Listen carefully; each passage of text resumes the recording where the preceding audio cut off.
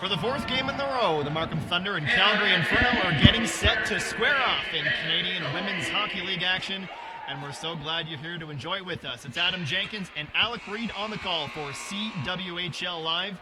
And Alec, as a former player yourself, you've been around the game long enough to know when you play a team 4 games in a row, there are no more secrets anymore. There's nothing to hide, and it's really just who can outplay the other one. Yeah, especially, Adam, in a situation where you have this back-to-back. You've just played a team less than almost 12 hours. It's just been since last night. You get a good night's sleep and come right back. Your mind is ready. You're fresh, and especially if you're the Markham Thunder here, you had a rough outing last night, losing that game 3-1. You're doing everything in your power tonight to not drop both games this weekend.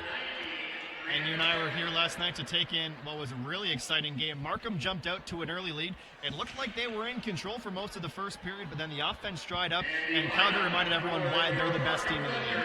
Yeah, Calgary just flat out dominated the game after that first goal. And just defensively, they shut down Markham in every aspect.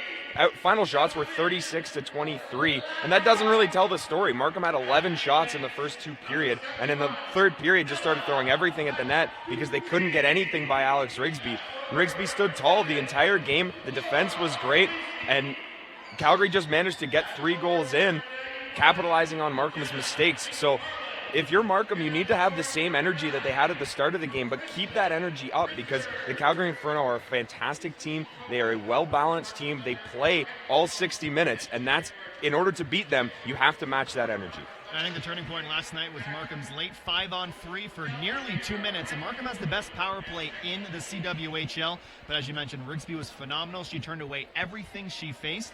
And that was the difference in a late goal. Made it the scoreline seem a little more spread out than maybe it was throughout the first 2 periods. But if last night was any indication of what we're going to get tonight, you are in for a treat. And it's incredible to watch these teams go head-to-head so often in such a short period of time. As we get set now for a ceremonial face-off as the Grindstone Award Foundation is in town. It's the general manager of the foundation, Dominique Duraco. We're going to speak with her at the first intermission, and she's joined by Leah, who is a recipient of one of the Grindstone Award grants. It comes from the Leaside Wildcats Bantam House League team, so it's great to have Grindstone in the building.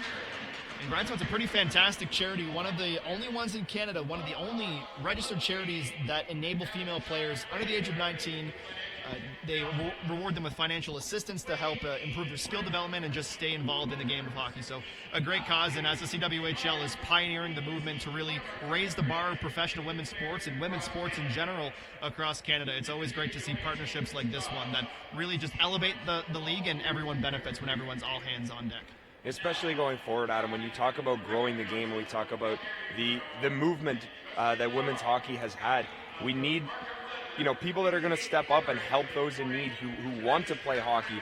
We've seen many foundations help out with youth hockey in the past, but having the Grindstone Award now is going to elevate women's hockey, especially when you watch in 5 to 10 years when you get that opportunity for these players to develop and maybe potentially even make it to the CWHL. Now having this outlet to help them get to that point is very important. It's always one of the most rewarding things about being in the arena, seeing all the minor hockey league jerseys throughout the stands. Now they have idols they can look up to and say, hey, that's going to be me one day. We're going to step aside for the national anthem. We'll be right back with Puck Drop.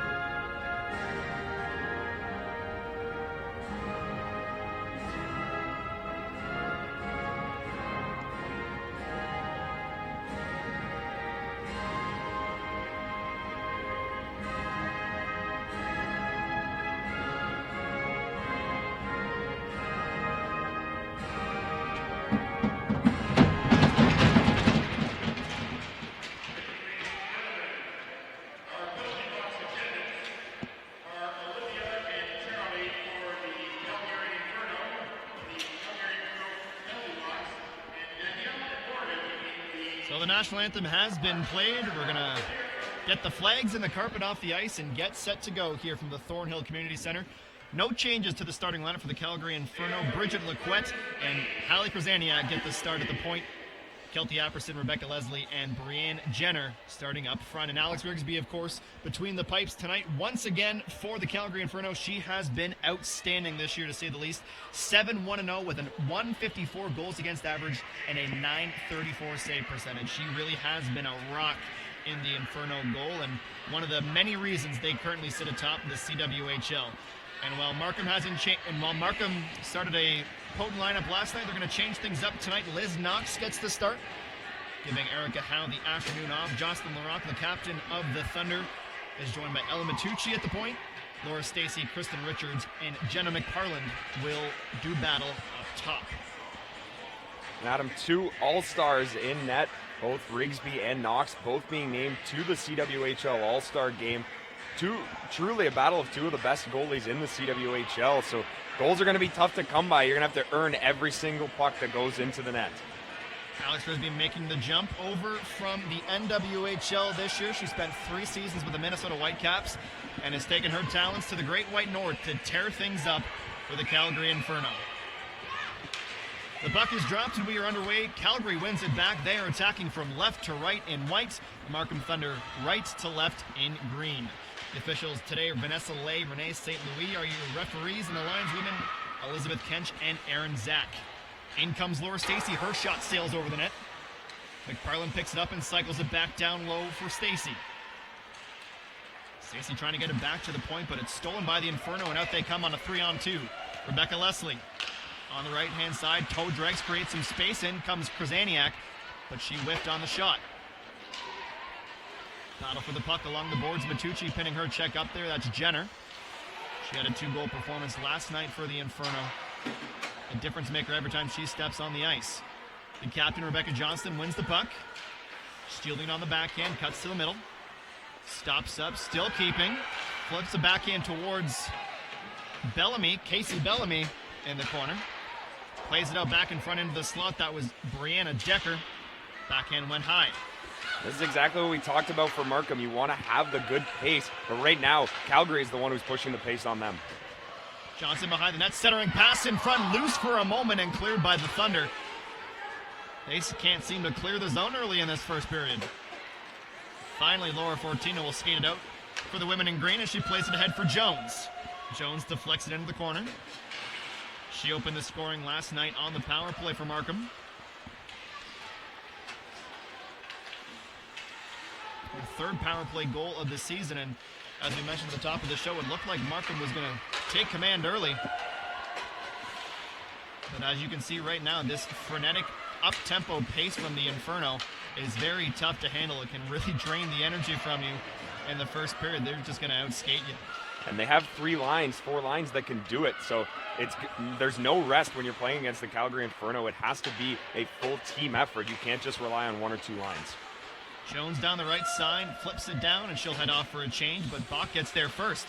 She beats Rigsby with a backhand wraparound attempt, and it just goes across the goal mouth. A great chance for Bach. We saw Rigsby nearly get in trouble a couple times yesterday, and it nearly cost Calgary the first goal of the game, but a nice effort from Bach on the forecheck. Forfar tangled up down low, trying to win the battle, but Calgary plays it out as Tori Hickle starts the offense, and Willoughby sends it down low. Knox comes out to play the puck, spots up Matucci, and Matucci goes ahead for Rattray. Rattray for Forfar, she one-times it in, ends up in the blue paint, and Rigsby just plays it to the side. Laquette tries to cut, she loses the puck. Larocque now with the one-timer, rebound in front, still loose, bodies on the ice, and Calgary able to win the puck.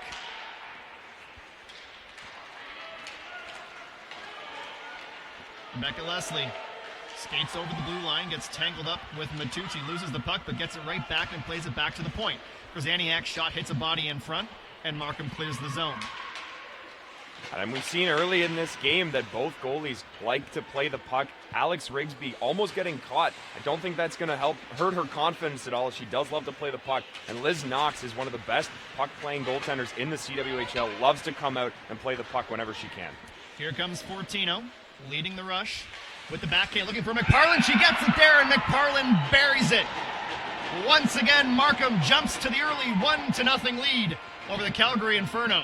It's exactly the start that Markham was looking for. When you see almost a nothing play, Jenna McParland just going to the net, stick on the ice, and a nice job by Fortino just sliding that puck over.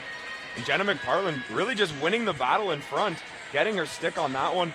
And this is exactly the same sort of start that Markham had last night. Now, the difference is they need to continue this pressure, continue getting pucks to the net, and continue to test Alex Rigsby if they want to continue to move ahead in this game and not settle on a 1-0 lead. McParland's 4th of the season opens the scoring as Laura Fortino picks up her 8th assist of the season. A fantastic play on the backhand, and that ties her for the team lead. Calgary looking to answer just like they did yesterday, but it's not going to come on that rush as Johnston is offside. You can see that Calgary almost was caught off guard by that. Just a transition play, Laura Fortino stepping up and bringing the puck up. Both teams just sort of getting caught flat-footed. You see McParland just driving to the net, catching their defenseman completely off guard, and just what seemed like it should have been a nothing play was thrown to the net, and McParland tapped it home.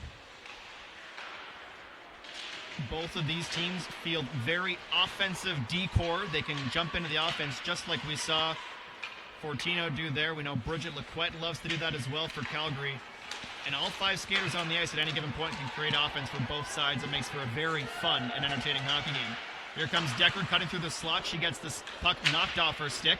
Rock with a nice play to send the puck towards the boards. And here comes Markham with a 4-on-2.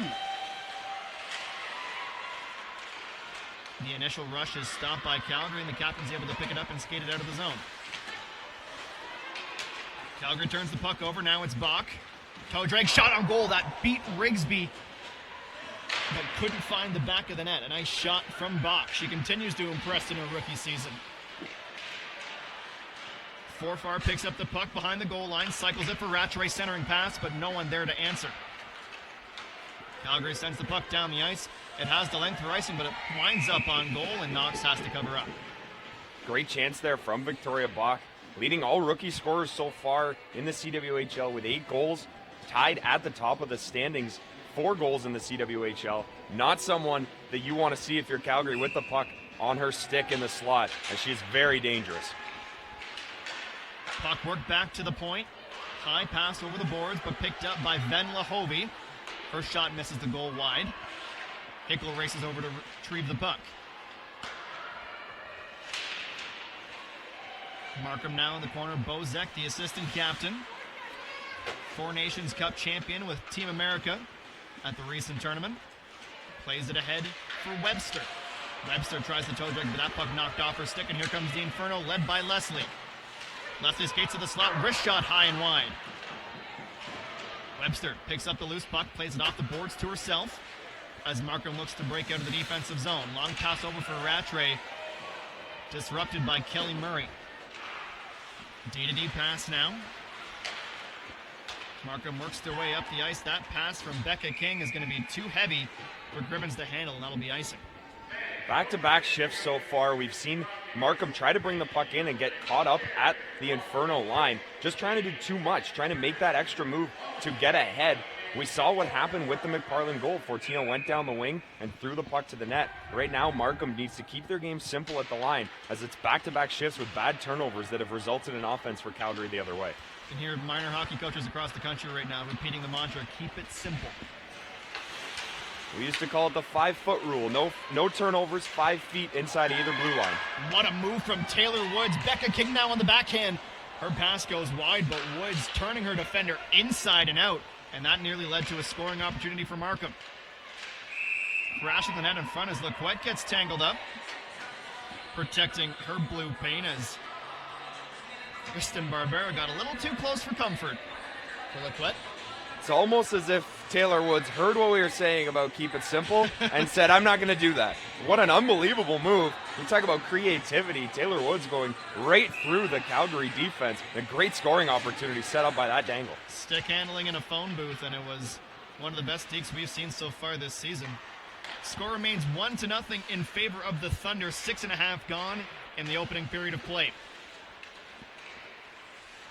Casey Bellamy starts the rush for Calgary. For Calgary so far, just not quite on the same page, working out some early kinks in this one. Matucci does well to knock the puck off her defender, and it's picked up by Richards. Richards pins Johnson into the board. Battle for it along the blue line, kept in by the Thunder. Stacy comes in to dig it out, but it's knocked into the corner by Decker. If Markham is going to continue this offensive attack, that's the line that they need to produce for them. Stacy, McParland, and Richards. Last game were sort of silent. They need them to step up here. Nice move into open space from Caitlin Gosling. She's met by LaRock, and Markham picks up the puck. Flip pass ahead from Jess Jones. Goes right to the Calgary defender, and Calgary has an opportunity to set up the offense. Neutral zone turnover. Now Hovey, she takes a slap shot kicked away by Knox. Jones backhands it ahead to Bach. Markham can't clear it first, but they do so on the second attempt. Hovey leaves it for Tori Hickel. And now it's Markham trying to gain the Calgary zone, but the neutral zone has been full of bodies. Very tough to get anything by. That puck bounces off the back of Caitlin Willoughby and goes out of play. We've seen Calgary in these last couple of shifts when they get over the line, just throwing pucks to the net, trying to create offense, maybe get rebounds. And at this point, that's what they need. They seem a little flat, much like they came out in yesterday's game. Now they need to start to ramp up the energy to where they had it by the second period in the last night's game, and just start to get pucks to the net and really just try to create any sort of offense. Jenner tries to flip it in. It was gloved down, but not kept by Markham. That shot on goal left a juicy rebound in the slot, but no Inferno players were there to knock it away. Shot on goal gets through Knox and finds the back of the net as Calgary ties it. It's not the prettiest of goals, but they'll take it. Once again, a nice response from the Inferno, and we're notched at ones. Yeah, just a great shift there from Brianne Jenner, finding that puck, throwing it to the net in multiple opportunities, and then finding Rebecca Leslie in the slot, and Leslie makes no mistake. Just a shot that I think Liz Knox will definitely want to have back. One that she could have caught, just missed it. It slips through the 5-hole. And we talked about how great these goalies have been playing. I think that's one Liz Knox is going to want to have back. But for Calgary, throwing pucks to the net, you get something, you make something happen, and we're all tied up at 1. Rebecca Leslie had 2 assists last night. She records her 6th of the season as she continues her torrid offensive pace. A point-per-game player for Calgary. She's been a huge weapon on offense. It's a brand new hockey game 9 minutes into the first. Johnston skates it in, turns around. Johnston gets it right back. Trying to work the puck around the boards. Racing over to keep it in is Gosling, and she does so. But a centering pass ahead for Woods. Woods, we know that she can create offense. Her shot hits the skate. Following up is LaRock, but she puts it right into the logo of Rigsby, and she covers up for the whistle. Great back and forth action here for both teams. And going back to that last opportunity, Brianne Jenner, now with that assist, has 3 first period points in these last 2 games. 2 goals in the first period last game, 1 assist here. So Brianne Jenner, the catalyst of this offense in this weekend set of games, all in the first period. Jenner with the A on her jersey this season. She was the captain of the Inferno back in 2016 when they won the Clarkson Cup. She knows a thing or two about being a leader, a 3-time Canadian Olympian. Richards at the point. Spins around into the neutral zone. Stacy now. Somehow managed to keep that puck. It took a bounce on her, though, underneath the goal line. And Calgary able to pick it up. Flipping into the corner now, a race for the puck. Bozek comes in to try and play it. She has to circle back to get back into position. Passed over to Willoughby. Willoughby down the right side.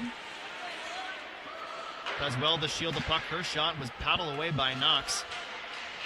And Stacy behind the net. That's a dangerous pass from Stacy. I don't think the intention was definitely to have the puck squirt through the slot like that, but that's what happens when you have Calgary pressing like they do. And speaking of pressing, Laquette comes in from the point to keep the play alive. Kelty Apperson goes back to Laquette. Laquette faked a slap shot. This time she takes it, deflects off Richards, and goes wide of the cage. Zaniak, another defenseman below the goal line. Jenner has to come back and cover her point. Apperson races over to pick it up, and she does. Apperson spinning around, cycling it back. Calgary's so good at the cycle game. And Stacy trying to get over the halfway line and stall long enough for her teammates to get a line change. She does exactly that. Now she'll head off for a quick rest. You notice Calgary not giving Markham any time to relax. What a move from Laquette, spinning into free space. Tried to center the puck, but it took a deflection. Met by Jones on the outside hash marks. She tries to clear, but she puts it right to the glove of Johnston. Johnston's shot takes a deflection for the rebound, just not in the right position for Jenner to get a stick on it. Back comes Bach. Bach now on the left side, toe drag once again. She loves that toe drag move. Nothing coming on that attempt. Calgary once again. Johnston centering it for Decker. Decker gets it right back. Cuts to the middle from the hash marks. Her shot takes a deflection and goes high. Johnson digging it off the mesh at the back of the net. Plays it to Gosling. Her shot wide of the cage and blockered away for good measure by Knox. Bellamy shot from the point. Matucci tries to glove it down. She gets a stick on it, and Markham able to clear. Once again, Bach from the left side. Throws a shot into the corner as Her line mates go off for a change. Jamie Lee Rattray and Ailish Forfar now out on offense for Markham, and Webster comes out to complete the change. 8 minutes to go in the first. Tied at ones here from the Thornhill Community Center. A turnover caused by Forfar. Webster just unable to get a stick to it. Willoughby now. Plays it to Hovey, the Finnish Olympian. Picking up her second bronze medal at Pyeongchang. Really strong tournament from the Finns in South Korea. Hovey once again cycling it. Willoughby met by Webster. Willoughby does well to keep the puck. Attempted to go to Woodworth in the slot. She couldn't connect. Pass off the boards for Rattray. She does enough to negate the icing. At least I thought she did. But the Lions women disagree. So the face-off will come all the way back in the Thunder zone. These last 3 or so minutes have been all Calgary, pushing the pace to the point that they want it to be. And the Thunder really struggling to keep up, as 3 lines right now of the Calgary Inferno have just been rolling, and the puck has barely left Markham's zone. Krzaniak plays it into the corner. Picked up by Jenner. She turns around. Shot goes wide. Laquette once again at the point. Her shot deflects off Rattray. And now in control by Forfar. She backhands it down. Rigsby comes out to play it as Markham changes.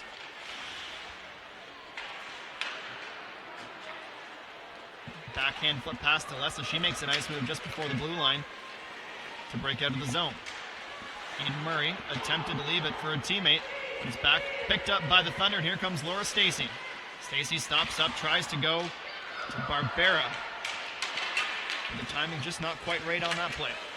Back-to-back drop passes for both teams that don't work. McParland looking for her second of the night, makes a nice move. Wrist shot, McParland, just wide of the cage.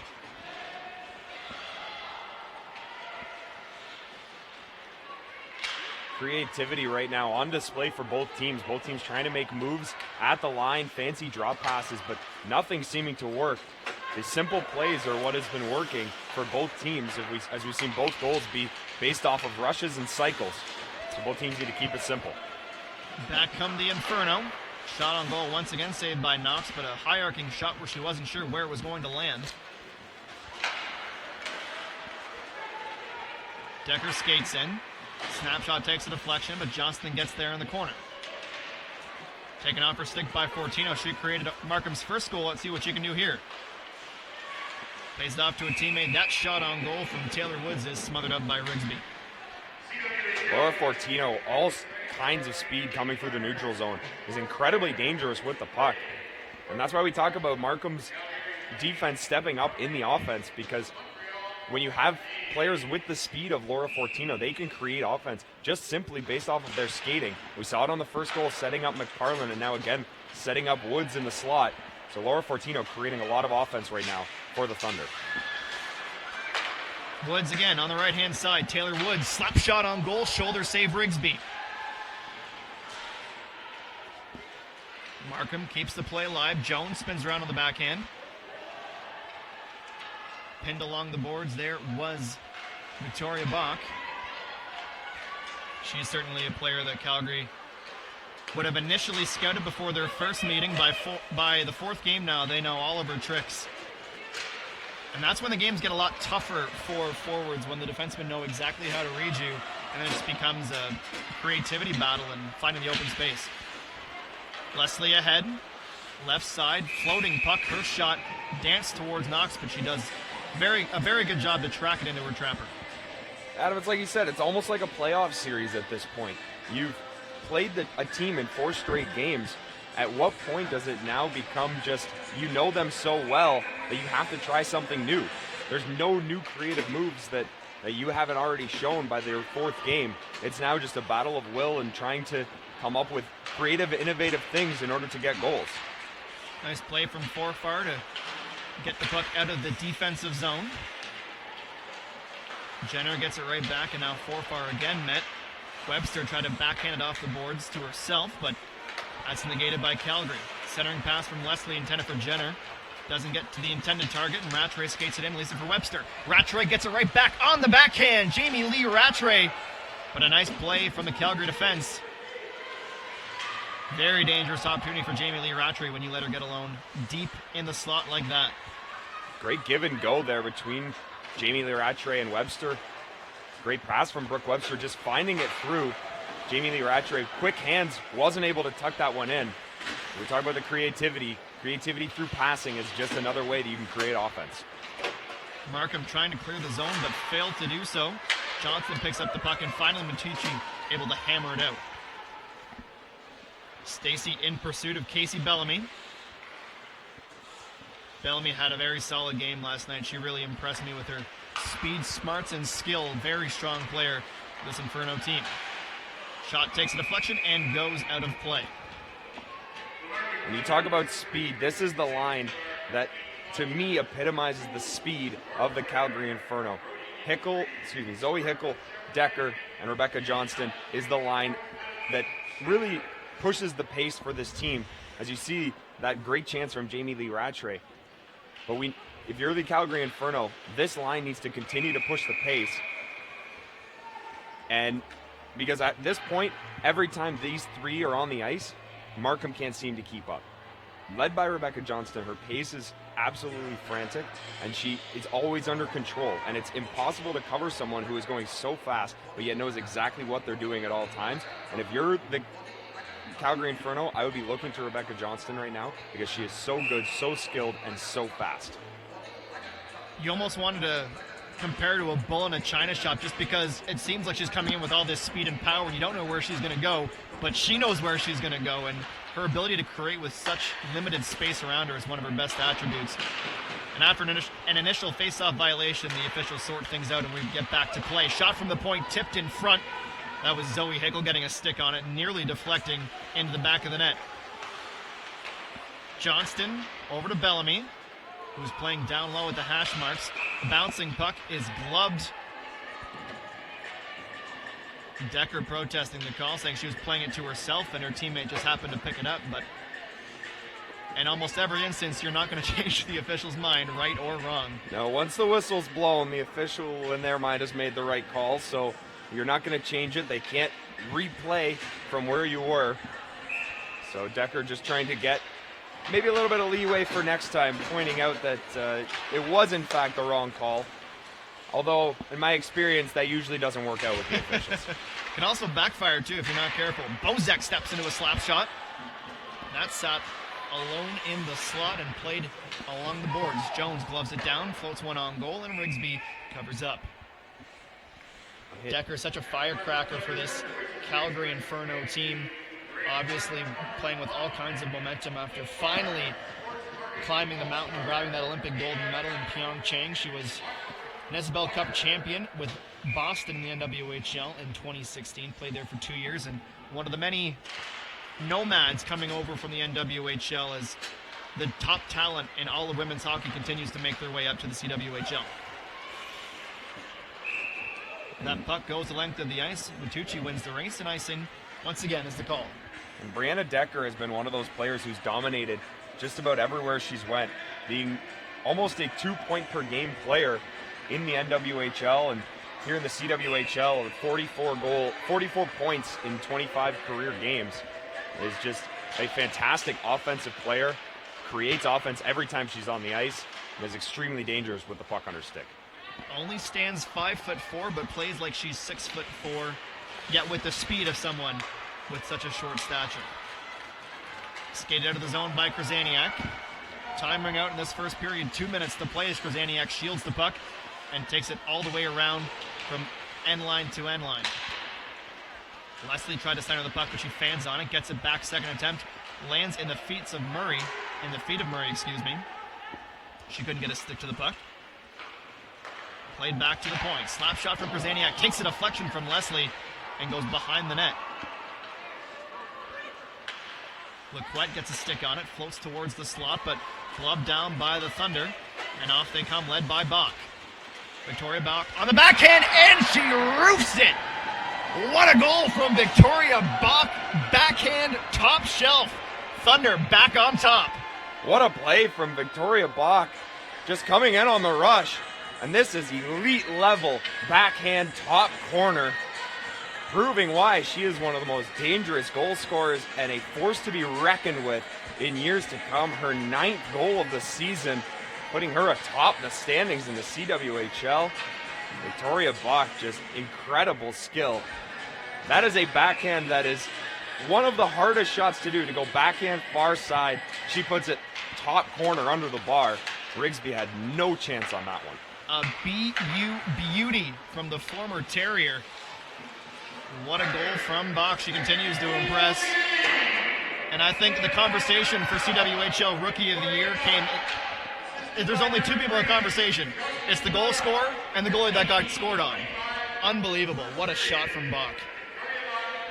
This is just, it's so impressive how her feet aren't even set in a great position to get that backhand off. She's leaning into her stick. Usually when you shoot a backhand with that much power, you need to have that front foot sort of anchored in order to get a good backhand off. She was leaning into the defender to keep her away, still manages to put that one under the bar. Just impressive from Victoria Bach. And this is something, Adam, that Markham lacked in the game yesterday, was offensive firepower. And when you get your chances, you have to take advantage. And Alex Rigsby and Victoria Bach, just a perfect shot. You're not going to see a lot of players make that shot on the forehand. She put that one on the backhand. And Krasaniak didn't even play that situation poorly. I mean, Bach just blew past her with her speed. Krasaniak did all that she could to get a stick in the shooting lane, but it just didn't matter. But the Thunder grabbed the lead once again in the dying seconds, or dying minutes, I should say, of the first period. They lead 2-1. You want to talk about a momentum creator? That's exactly what we just saw as Knox kicks it away. Markham playing with an extra kick in their step as this one gets floated ahead for Woods. Woods trying to make it 3-1. Backhand as she was defended well, but did well to create some offense with the alternative option. But Calgary skated back. They want to tie this thing up heading into the intermission, and they do just that. What a goal from the captain. An offensive highlight reel on the ice right now. Rebecca Johnston ties it right back up just seconds later. There's that speed that we spoke of with Rebecca Johnston. A little bit of a stutter step to go freeze the defender, and then just blows right by her. You can see the 3-on-2. Megan Bozak in great position, but Rebecca Johnston just turns on the jets, goes to the backhand, puts it under the bar. And when you go back on that play, you're going to notice that all three Markham Thunder got caught below the hash marks on that rush. You can't get caught being too aggressive, and that's exactly what happened to Markham. And the Inferno make them pay. And I love that move when skaters go from heading towards the goal line, turning the hips to stop up. It forces the defenseman to change his positioning to try and cover the pass, and then they just blow right by you. And Knox on that play comes out with the poke check, one of the only things she could do, but by doing so, she gets lower in the net and couldn't get the trapper up high enough. As time ticks down in the first period, we are all tied up at 2, and we hope you are enjoying this one as much as we are. We have been treated to an offensive clinic as two of the top teams in the CWHL are showing off their offensive prowess as time ticks down. 2-2 after 20. Everyone take a breath and enjoy what you just saw.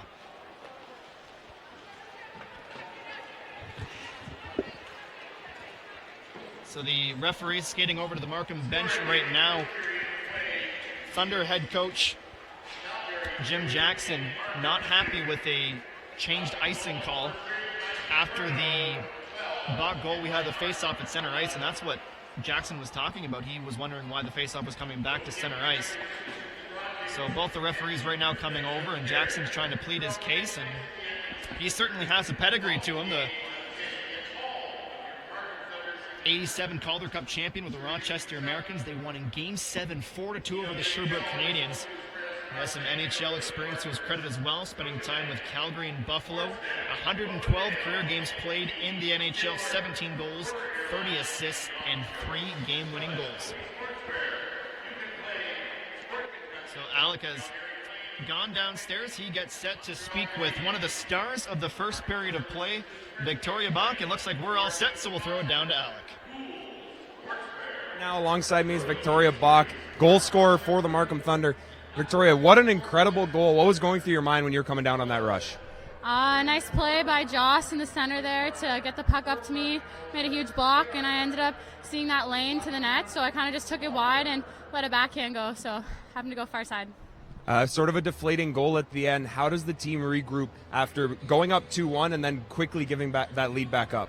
I think we kind of just need to bring the same energy that we brought at the beginning of the game, getting a quick goal after the start of this period. So I know we brought the energy in the first, so we got to keep doing the same thing here. The pace in this game has been absolutely relentless. How are you guys managing to keep up with Calgary, who has such a dominant speed element to their game? Yeah, I think our team's a bunch of hard workers, and we just need to get in the little areas and do the right things, and I think we'll be successful. So just got to keep working hard in these next 2 periods. All right, thanks so much for your time. Good luck in the second period. Thank you. Appreciate it. Adam, back to you. Thank you, Alec. Victoria Bach's 9th goal of the season gave Markham the lead for a few moments, but Rebecca Johnston answered right back to tie this one up at 2s after the first period of play. We're going to step aside, but when we come back, we're going to speak to the general manager of the Grindstone Award Foundation, Dominique Duraco. You're not going to want to miss that one. Stick around here on CWHL Live. Like people, businesses have their journey, their path. Sometimes straight, but more often evolving, growing, and adapting. And like people, businesses' needs change, creating the need for knowledge in areas like accounting, consulting, and tax. Areas critical to your continued growth and success. All part of the journey, and all part of what we do together with you. So that when your business has arrived, it's ready to keep going.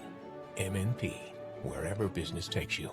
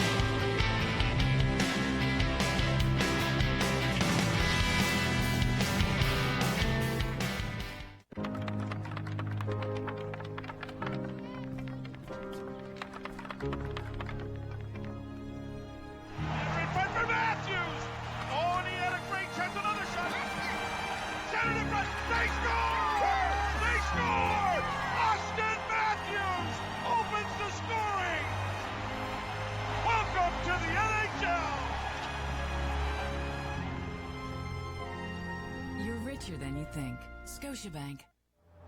And welcome back to CWHL Live. 2-2 the score after 20 minutes of play between the Markham Thunder and the Calgary Inferno on Grindstone Day here at the Thornhill Community Center. And I'm joined now by the general manager of the Grindstone Award Foundation, Dominique Duraco. What a fantastic first period. We've been treated to a good one on a special day here at the Thornhill Community Center. Totally, yeah. We're really happy to be here, and the hockey's great, so we're excited for sure. So this is Grindstone's third of 3 events so far this season with the CWHL. Correct. Can you just let the fans know at home a little bit more about the event and the foundation itself? For sure, yeah. We just established our partnership with the CWHL earlier in the fall, officially, and this, like you said, is our third event. We're able to travel around the country right now, hosting charity clinics in partnership with each membership. And at those clinics, we raise money, and kind of the end result of that is we're able to give out grants to players who are in need. So it's a bit of a win-win. Kids get an experience here with these great players in this great league. We get to have a bit of exposure in that, and then they're also helping other players stay on the ice and create kind of more growth for female hockey. Now, hockey's obviously been a big part of your life. Yes, What is it about the sport, do you think, that is such a good engine for change? It's a community. I've loved it since I started a little bit late in a small town where there were 4 girls in the whole town on Vancouver Island, and just grew from there, and I've always wanted to be a part of it in any capacity, and I pinch myself every day being able to wake up and do this job, and after so much coaching, being able to be a part of something that gives back to the game at a grassroots. That's why we started. We didn't start when we were 5 years old for wins and losses. We started because we love to put on our skates, and that's something that's ingrained in me, and I'm just so excited to be a part of this on a national level. So obviously you're very familiar with a lot of players on the ice, but the CWHL and Grindstone new together. What do you think it is about the two companies? Is it similar interest, similar vision that makes for such a strong partnership and an exciting future? Yeah, these women right now are pioneers, and we've come a long way, but we still have such a long way to go. And I think Grindstone in its infancy just really wants to create a platform for exposure that these girls are working so hard to connect with. And instead of running these independent parallel races, we're running something in conjunction with each other where it's a mutually beneficial partnership, and why not? It's exciting, and these women don't get the credit they deserve for the athlete that they are, and we're part of what we want to do is help create that and push that and support them any way we can. So obviously still growing the CWHL as well. It's been around for a long time now, but it continues to grow and progress every single year. As someone so ingrained in women's sport in this country and in North America, where do you see professional sports going in the next 5 years, 10 years' time? Yeah, it's really important that our continent, and just North America, gets on the same page, specifically U.S. and Canada, just in terms of our league being, I think everyone's talked about it, just being one connected body and having, it being consistent across the board, and all those, all the players being able to play against the best and have that exposure. I think there's models similar to that, and I think we're able to do that. It's gonna create such a connectivity for these players to be promoted on a continent scale versus just kind of maybe north and south. Well, we're so glad to have you in the building today, but for everyone at home, where can they go to learn more and to get involved with the foundation? Awesome. I appreciate you asking that. Our social channels are at Grindstone Award. So on Instagram, Twitter, at Grindstone Award is the handle. Our website is www.grindstoneaward.com, so grindstoneaward.com. You can donate. There's a donate button there. You get a tax receipt. Everything that goes into us, we give out grants every year in August. We gave out 10 in 2017, 30. We tripled it in 2018. We want to look at 75 this year is our goal. So across Canada. So anything helps, as small as possible. We really appreciate any support. Well, Dominic, so great to have you. Thank you for taking a few minutes to talk to us, and keep up the great work. This is obviously a fantastic cause, one that's near and dear to all of our hearts, and we wish you all the best in the future. Thanks, Adam. I appreciate it. That's Dominique Duraco here from the Thorndale Community Center. Markham and Calgary, 2-2 the score after 20 minutes of play. You're watching CWHL Live.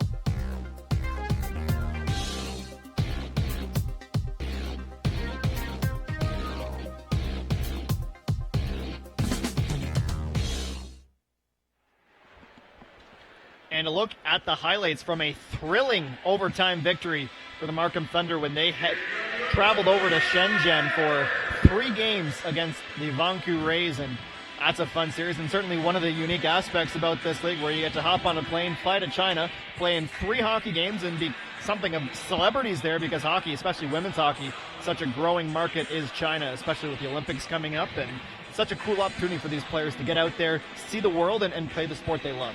Yeah, and what a great way to grow the game is everyone knows how great hockey is in Canada. We all love it here, but traveling over to a different country, growing the game in China it's just incredible. And when you see some of the highlights, you see how excited the fans were and how into it they are. It's just a tremendous opportunity for the sport to grow in a market where they're really trying to expand hockey, especially with the Winter Olympics coming. So a great partnership between the CWHL, putting a team in Shenzhen, and it's just been a tremendous success, especially seeing how well they did last season going all the way to the finals. Absolutely, and the 2 teams merging, it was the Vancouver Rays last year and Kunlun Red Star. They are now the Shenzhen KRS Vancouver Rays. A bit of a mouthful, but a pretty special team, a very talented team. One of the best goalies in the league in Nora Ratu. There's backstops Finland, as we mentioned, Ben Lahovi, another bronze medal from Finland. Nora Ratu is a big reason for that. And this year, the Shenzhen Vancouver Rays just 1 point behind Markham coming into today's game. No games for them this week. The only other game today is the Toronto Furies and the Worcester Blades. Toronto won 5-1 yesterday. We'll get you an out-of-town scoreboard update as soon as we can. And, of course, we want to remind you that you can connect with the CWHL and other fans by following them on Twitter, Instagram, and Facebook at the CWHL. We'll try to get to some of our Twitter shoutouts in the broadcast as well. Back to action here from the Thornhill Community Center, 2-2 to the score. And what was a very exciting first period. I'll take 2 more of those, please and thank you. McParland with an early shot, backhands it out of midair. Nearly batted in her second of the game. What an opening sequence for the Markham Thunder. Tremendous opportunity from Jenna McParland. And it's almost weird to think that you almost expected her to put that in with how well she has played today, already having the 1 goal earlier in the game. That was a great opportunity. You can see the smile on her face, knowing that she had a great opportunity, and that one probably could have went in. It's a nice job from Markham starting out this period red hot. Grinning from ear to ear and getting all kinds of taps on the bench and lots of smiles and laughter. And that's what you want to see from your team. Nice, loose, going hard, but also enjoying the moment and playing loose, not gripping the stick too tight, as they say. Laura Fortino, her pass was deflected, but Markham's able to stay in control. Shots after the first period, Markham 10, Calgary 9. Not much separating either of these 2 teams through the first 21 minutes of this game. Fortino goes off the boards looking for Brown. Johnson picks it up. She tied up the game, and a nice toe drag from Decker, and Knox had to be quick to keep that one out. Cutting back to the center of the ice was Zoe Hickel. She turns it over, and back come the Thunder. Nice backhand lead pass from Bach. Jones now, she puts a shot on goal. Bach with an opportunity on the rebound, but she can't find Pater.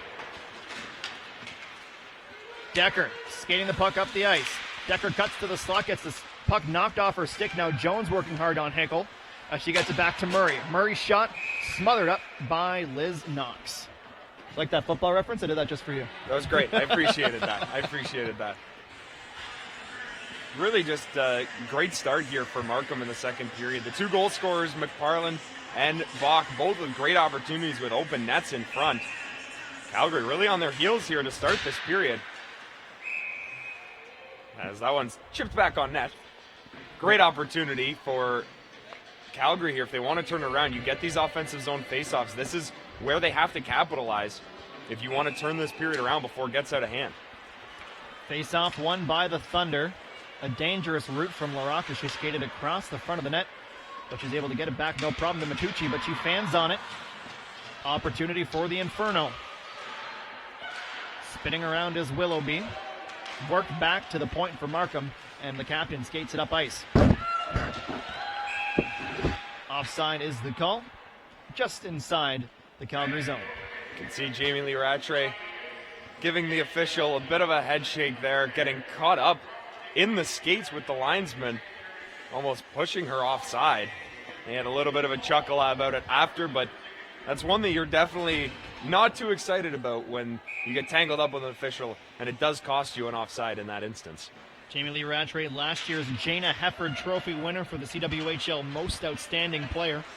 Off to another good start in this one. 5-3-8. 5 goals, 3 assists, and 8 points, that is, in her first 14 games of the season. Calgary grinds their way into the zone. Markham kicks it out, and Calgary regroups. Lequette over to Leslie. She just deflects it off and down. And chasing into the zone is Kelty Apperson. Kelty, one of my favorite names in the CWHL, actually named after a Scottish town. There's the extent of my Scottish trivia for the day.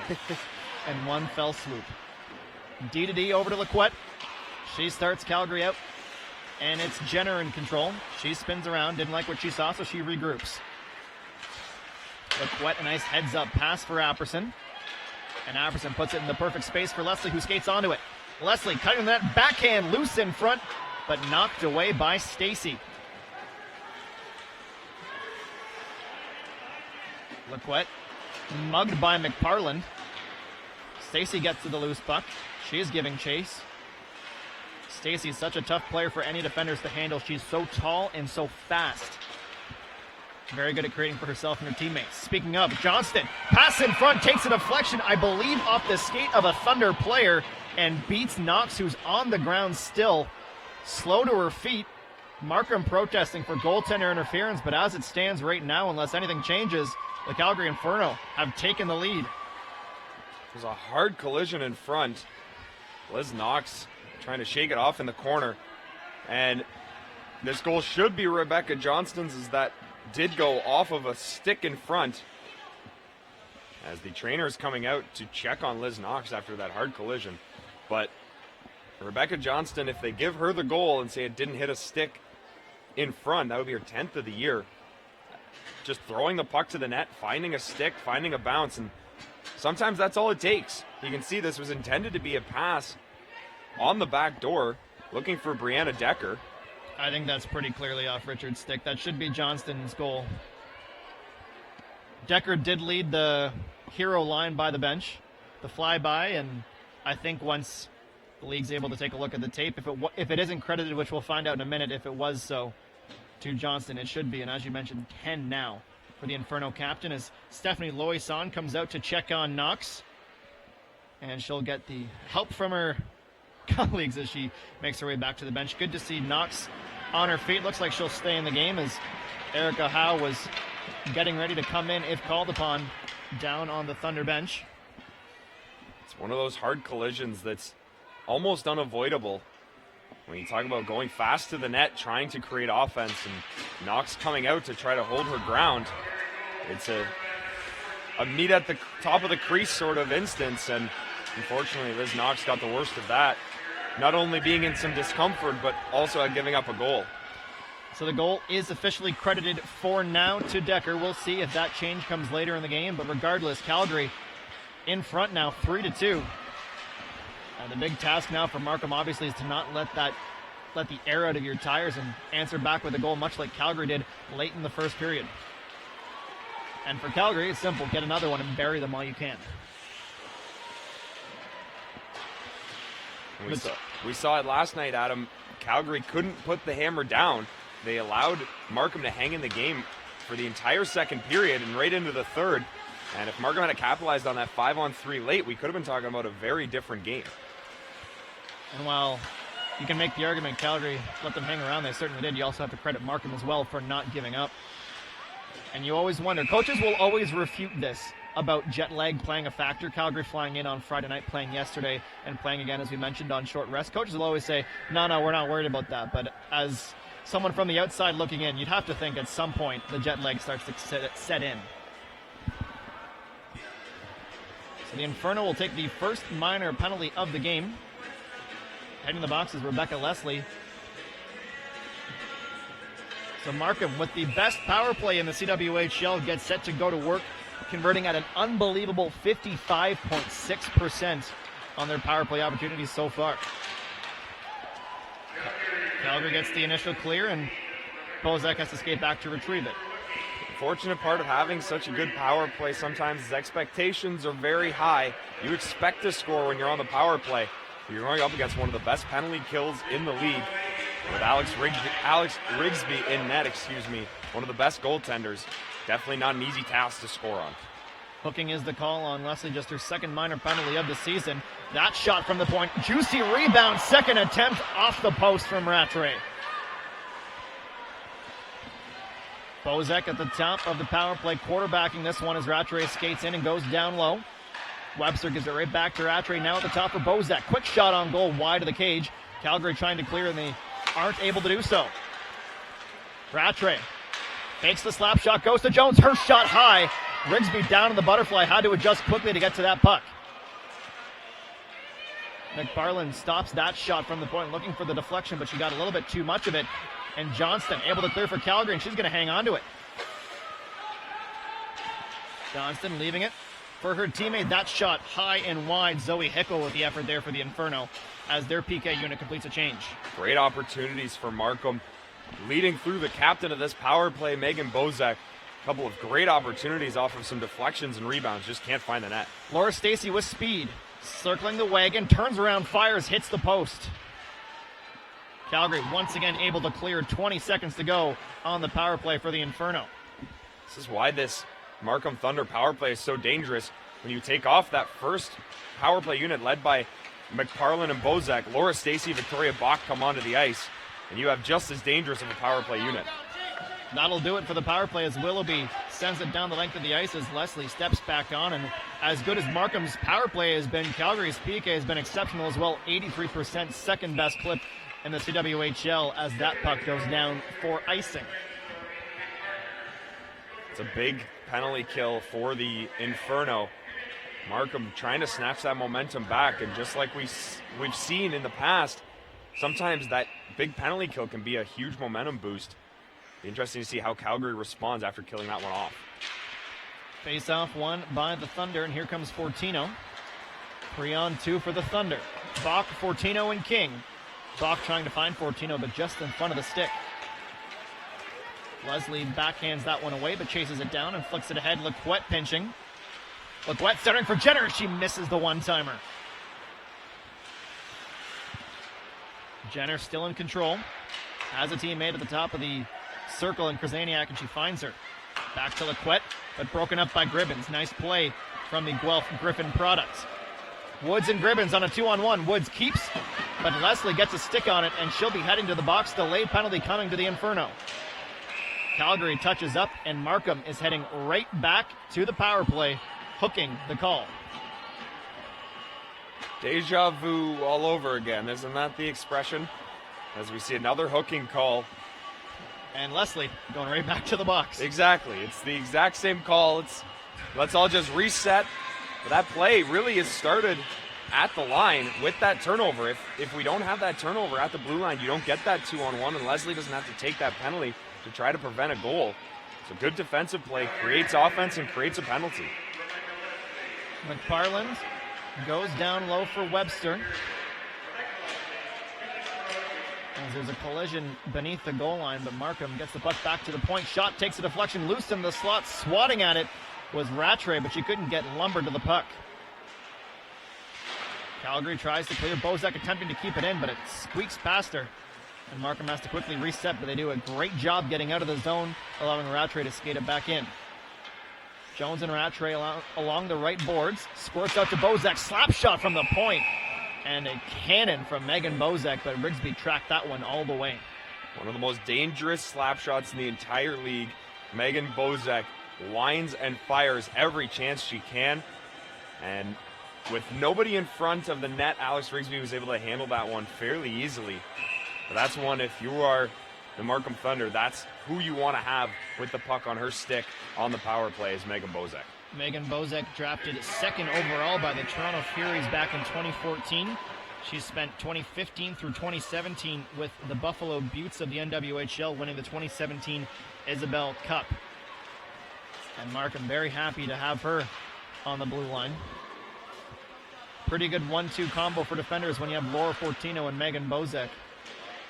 The experience, the pedigree, and just the sheer skill from the two of them. Not to mention Jocelyn LaRock, the steady rock back there, pardon my pun, as you have another Olympian who is just a great leader and is someone who rarely makes mistakes with the puck on her stick. She's a 2008 and 2010 NCAA champion with Minnesota Duluth, is Jocelyn LaRock, and it's been a slow offensive year for her so far, just 1 point through 14 games, as Calgary skates that one in offside, 26 seconds remaining on the Leslie Minor. But for LaRock, with the offensive firepower that you have, you almost don't need the offense from her on the back end.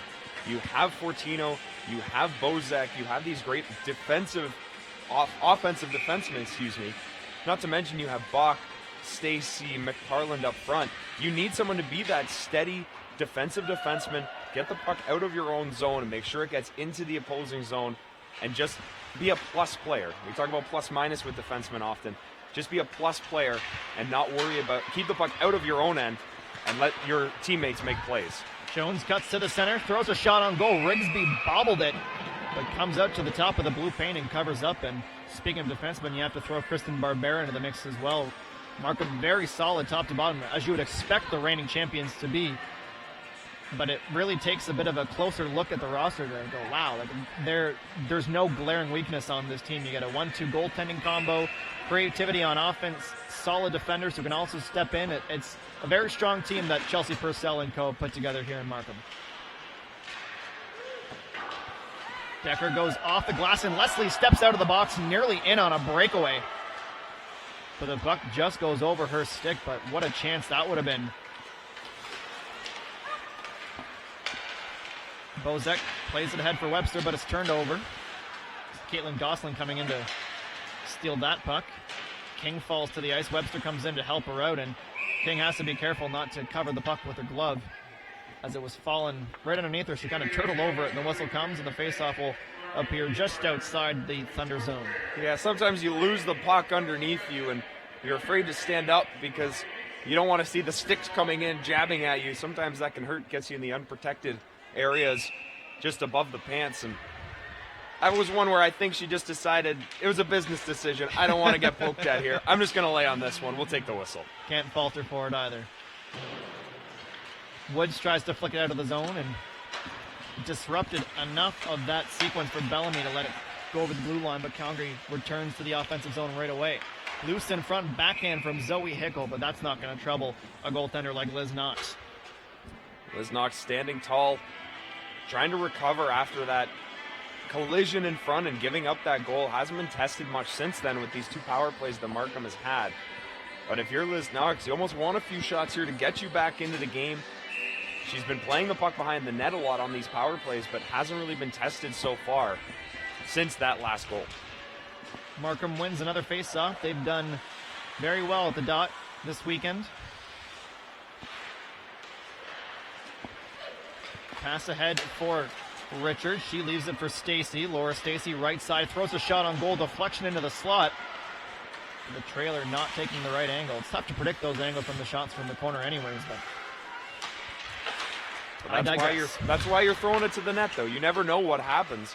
When you throw a puck to the net, it gets blockered, maybe gets blockered into a player and bounces into the crease, and you're able to jam one home. So not a bad play from Laura Stacy putting it on net there. And we've seen shooters get so proficient from everywhere that no shot really is a bad shot. And all you have to do is go look at the highlights from last night's game in the NHL. I think it was Ryan DeZingle with an overtime winner against Pittsburgh. He was pretty much standing on the goal line, and there's a lot of players on the ice that can do the exact same thing. They practice from everywhere. One of my favorite drills to watch is when they bring both nets together and they face them flush and they just offset it by an inch or two, literally only enough for a puck to get through, and they practice and they practice and they practice. And one of the best ways to develop your shooting. Like you've talked about, I am a football guy. It's like the one-handed catches in football. Mm-hmm. You only get better at it if you continue to practice it. And there's a need for these shots. And you want to talk the Pittsburgh game, look at Sidney Crosby a few nights ago. The exact same angle, right on the line, putting that one under the bar. These are shots that are now, what we thought were great shots, are almost becoming standard because of how skilled these players are. Especially a player like Victoria Bach, and we saw what she can do earlier with that go-ahead goal on the backhand. As Barbera gets it back at the point. Lane to the net is clogged. She skates it in, then drops it for Fortino. Fortino down the right side, pokes it ahead. Calgary meets it. It's Apperson who gets there, and she goes D for Kazaniak.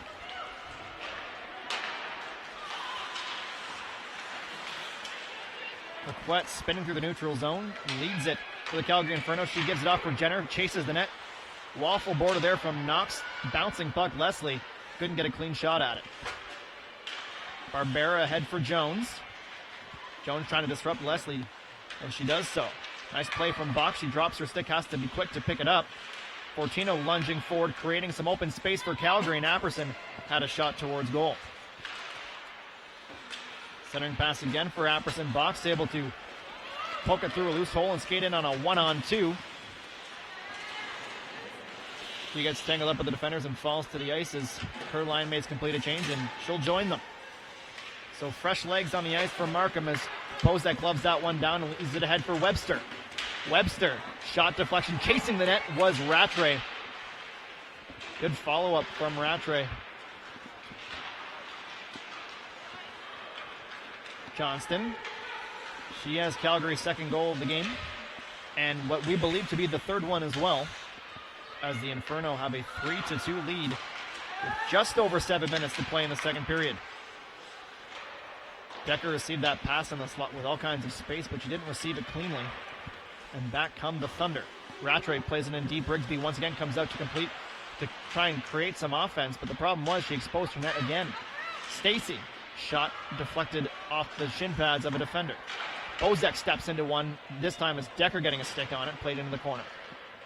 Webster, back for Bozak. Nice pass in front, and Rigsby, I don't think saw it, and Rigsby comes out and throws the puck at a Thunder player, and now she's complaining to the official about something. That's uncharacteristic of Rigsby. It was Laura Stacy came by and tried to tip that, and now giving the what do you want sort of expression as she tried to tip the puck.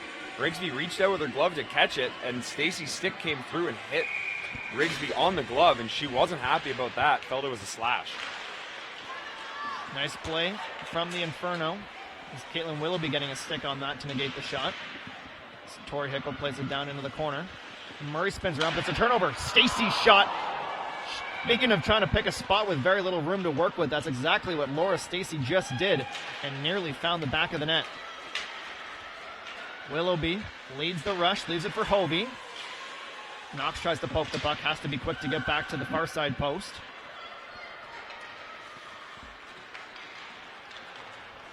Fortino goes over D for Gina Rapace, who hasn't seen a ton of ice this weekend. Stacy on the backhand goes through the blue paint. No teammates there to receive the pass. Stacy and Co go off for a change as Calgary has a chance to start the rush up. What a shift from the Laura Stacy line. A couple of great opportunities. And if it wasn't for the blocker of Alex Rigsby, this game would have been tied. All alone in front, Leslie! And she makes no mistake. Doubling the Inferno lead. I'm not sure how she got that wide open, but she's going to punish you when you give her that much time and space, and she finds the back of the net. Can't blame Knox at all for that one. Yeah, again, just a dump-in play. The Inferno trying to get a change, and puck just thrown out. Great pass out from the wall from Brianne Jenner. Another point for Jenner. Now a 4-point weekend for her, and Rebecca Leslie sat in the box for 4 minutes, comes out and gets a quick goal. Huge momentum shift, first with the Rigsby save at one end, now a goal at the other. And on the replay, you could count the green shirts on the left side of the ice. Just a poor defensive rotation, gave a sharpshooter like Leslie the space, and she converts, and that'll do a lot to get yourself out of the doghouse after taking back-to-back minor penalties. Calgary leads 4-2. 5 to play in the second period, and now Markham, they need a goal to get back in this one. They're not getting outplayed. Calgary just converting on the chances. Webster lunging for the puck, but it's Jenner who gets there first, and she skates it up. Webster does well to pursue the puck and force the offside. This is one of those games, Adam, where capitalizing on chances has been entirely that. It's been the difference. And just a turnover off of a nothing play. You see all 4 of the Markham Thunder players just caught watching. Nobody in front covering Leslie, and she buries it. And we saw it at the other end. Laura Stacy with a great opportunity. And Alex Rigsby bails out her team. you're not going to blame Liz Knox, the goaltender, in that instance. Just a great shot and a great play from the Inferno. Bozek picks up the puck in front of goal, circles back behind the goal line. Calgary with 53 goals for this season. Just 21 goals against, a 32 goal differential. Very potent offense as Johnston's shot is deflected into the mesh behind the net. It's remarkable how dominant they are on offense, but yet they are arguably the most defensively sound team in the league. And that's the biggest key for the Calgary Inferno is, yes, they're going to create offense, but you're not catching them making a mistake in their own zone like we saw Markham just make, where you're getting caught watching, you're getting caught just sort of coasting. They are always in the right position, always defensively sound, and that's why they are in the position they're in atop the league. McParland, she scored the first goal of the game for the Thunder. Lisa for Stacey. Laura Stacey in backhand just over the crossbar.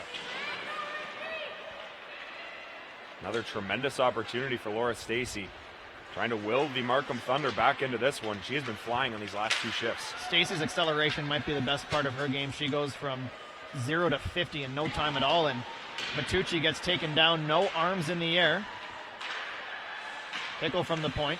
Shot goes wide of the net. Almost wonder if that was intended to be a pass as Markham picks up the puck. McParland does. And she goes ahead for Richards. Nice pass for LaRock. LaRock shot high of the cage. And Laura Stacey chatting with Rigsby as they collided in front of the net. Again, another instance with Stacey and Rigsby. Nothing wrong with a little bit of bad blood. Sparks rivalries, Adam, isn't that what they always say? Skating through the center of the ice is Nicole Brown. She plays it into the corner.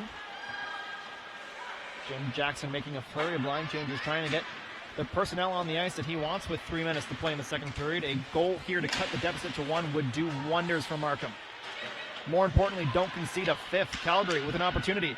Back to Laquette, shot blocked by Jones. Get some appreciation from the bench for sacrificing the body on that one as Jenner tries to go upstairs on Knox. She beat Knox, but not the post. Jenner continues to impress this weekend. It's just been remarkable how efficient that she's been this weekend. 4 points, 2 goals. She's been all over the ice, and it's not for any sort of luck. I was looking at that last save, Alex Rigsby able to get a shoulder on that Laura Stacey opportunity.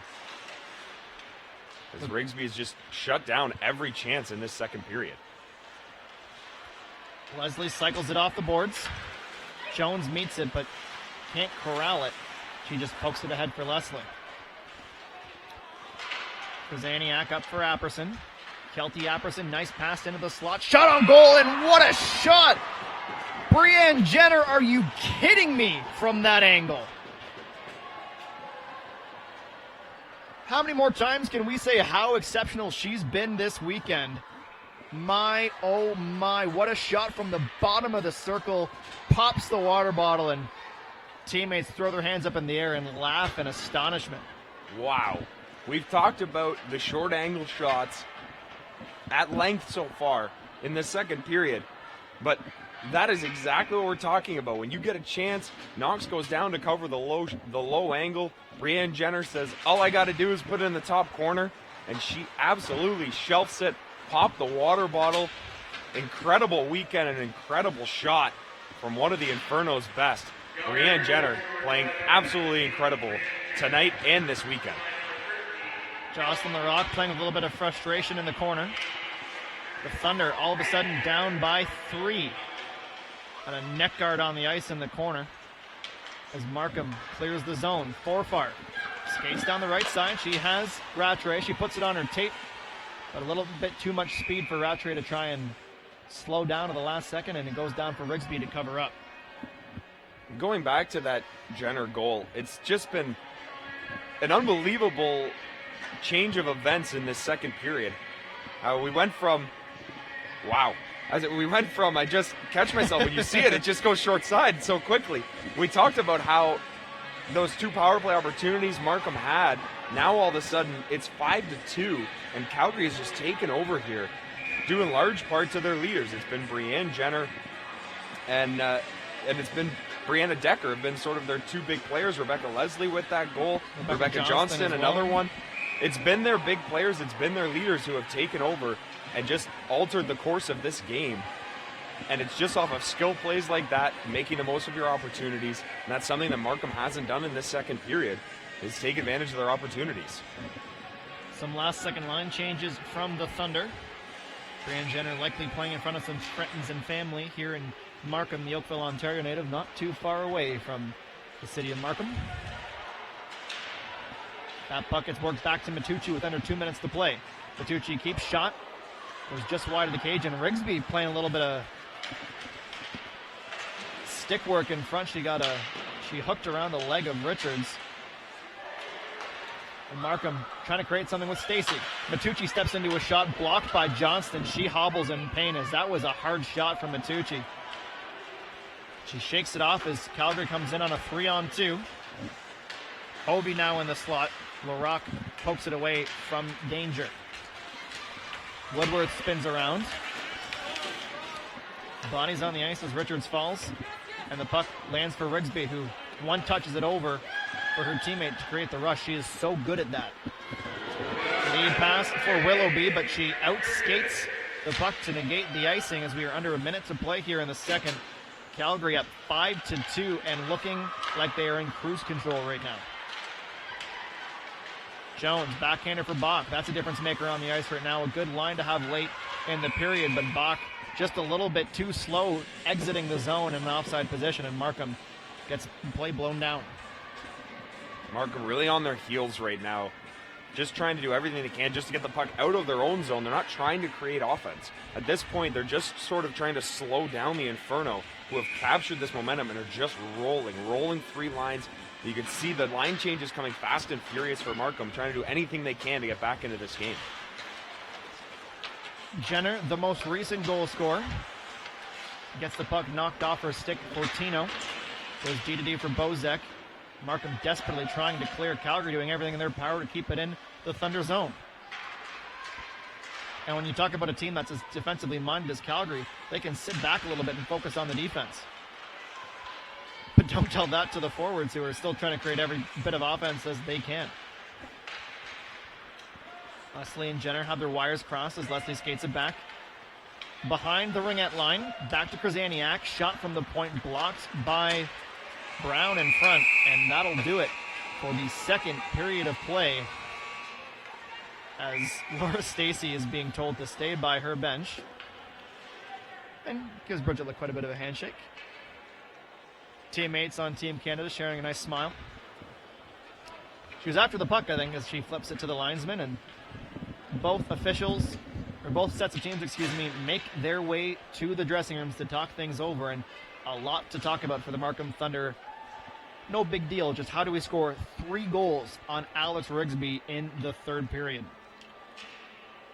And speaking of Alex Rigsby, she was the lone goaltender to be named to the 2019 CWHL All-Star Game in the first round of announcements. Just a few days ago, the last of the 34 All-Stars were announced. Markham with 7 All-Stars, Calgary with 9. 16 of the 34 coming from the two teams on the ice right now. That game taking place on Sunday, January 20th at Scotiabank Arena. For more information and to reserve your tickets, you can head over to the CWHL.com/All-Star 2019. It's going to be a fantastic event, and you're seeing a preview of a lot of the players right now who are going to be in that game. And speaking of All-Stars, downstairs, Alec Reed standing by with Brianne Jenner. Join alongside the latest goal scorer for the Calgary Inferno, Brianne Jenner. Brianne, an incredible period from your team. How were you able to respond after those 2 early penalties and sort of regroup and take the lead here late in the second period? We've got so much depth on our team and so much leadership and experience. I think, being on the road and having a challenging game against Markham, they're a tough team to play. These are the challenges that we enjoy and we know how to respond to. So now a 5-point weekend for you. Just top to bottom, you've been one of the best players on the ice this weekend. Is that a mindset you came in with this weekend, or has it just sort of fallen in and you've just been the one to take on and roll with this weekend? I think on our team, it can be any player on any given weekend. So, you're always happy when they're going in and your teammates are finding the back of the net like Leslie is. But You focus on just playing hard and playing 60 minutes, and then hopefully get 2 points for the team for the weekend. Going into the third period now, up 5-2. What's the mindset going into this third period? Just don't let up. We have to keep our foot on the gas pedal. I think, when you start to play to protect the lead, then bad things start to happen. So we just got to keep our foot on the gas pedal. Thanks so much for your time. Thank you. Adam, back to you. Thank you, Alec, and thank you, Brianne Jenner. The Oakville, Ontario native has Calgary up 5-2 with her 8th goal of the season. 20 minutes to play in Markham. They've got some work to do. Don't go anywhere. You're watching CWHL Live.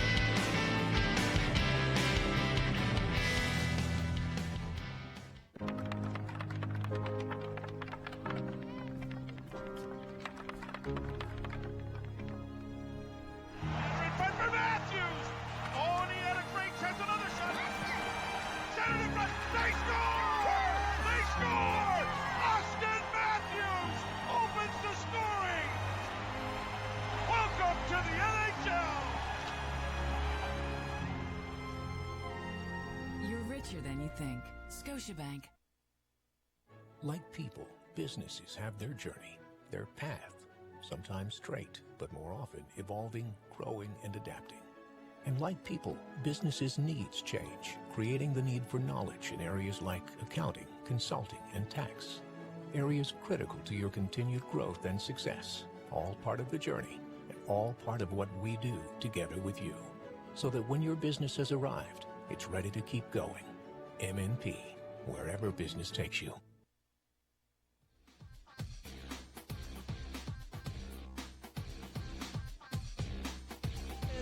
Montreal has a lot of scoring power, so nice job with Rigsby. The key to the success of this system is having a goaltender that's on their game, and so far Rigsby's shown that. Two players you definitely don't want coming in on you on a 2-on-1, a former league MVP. As Calgary comes in the other way with a chance, pass into the slot, shot, scores! Caitlin Willoughby gets a deflection in the slot and beats Mashmeyer. Calgary in front 1-0. That's exactly how Calgary's going to score those goals, those transitional plays, bringing that puck in, head up, getting it on net, and making sure that other players like Willoughby are heading to the net to try to get that rebound, deflection, whatever it is. The first time in 4 games that Mashmeyer has scored on, and for Caitlin Willoughby, it's her first goal in the CWHL, giving Calgary a 1-0 edge. Corner, Poulet has the rebound, sends it back in front, Rougeau, checked off of the puck. Good effort there from Calgary, and they're going to start a breakout. It's a chance for Decker. Drop pass back. Johnson shoots and scores! Another goal off the counterattack from Calgary, and quickly the Inferno have a 2-0 lead. Wow, what a great goal off the transition again. You could see Decker coming. She drove middle and decided to dish wide, and just that patience by Gosling on that left-hand side to find Johnston, who had all the time in the world to get a shot off. And like we've said, Johnston, 100th point in the CWHL. She's someone you don't want to leave in that high slot all alone. Yeah, she's going to finish there 9 times out of 10 against most goalies. Absolutely. This is exactly the start that Calgary wanted. A lot of offense, a lot of pressure, and just make sure that anytime those odd man rushes go the other way, they've got people back checking and they're ready to transition. Here comes Calgary on the counter. Jenner kicks it to her stick, shoots it just wide. Turnbull corrals the rebound. Leaves it off for Lequette. Lequette waits. Sends a shot toward the goal. Deflected. It's loose. In the crease. Bounces just wide. Rebound. It's toward the goal and score. Follow the bouncing puck. Bridget Lequette does. She gets her second of the year. And Calgary's up 3. Yeah, that puck was just bouncing all over the place. twice, and it looked like it just went off the front of Bridget LeCann and into the back of the net. There's not much Mashmeyer could have done, but that was all a product of Brianne Jenner making sure she got that puck in and then chasing it down and making something out of it. So, you know, a goal like that came from just hard work, and Bridget, again, like we said, that system they're playing is all offense, and so they end up with 4 players deep. There's a defenseman that's on top of the crease and the puck going off and going in the back of the net, and that's exactly what they want from this system. They have to get the puck in deep. Leslie trying to cut off a cycle, gets back to Willard at the blue line, sends the pass across. Long shot, hit a body in front, rebound, he scores! The puck bounces right to Melody Dayu. She's not going to miss that. Montreal's on the board, it's 3-1.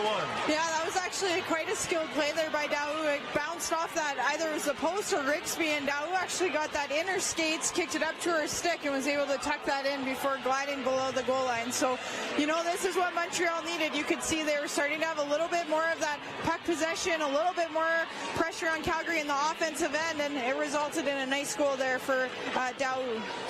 It's picked up there by Montreal. DeRoche up to Dayu, and Melody Dayu will lead the breakout.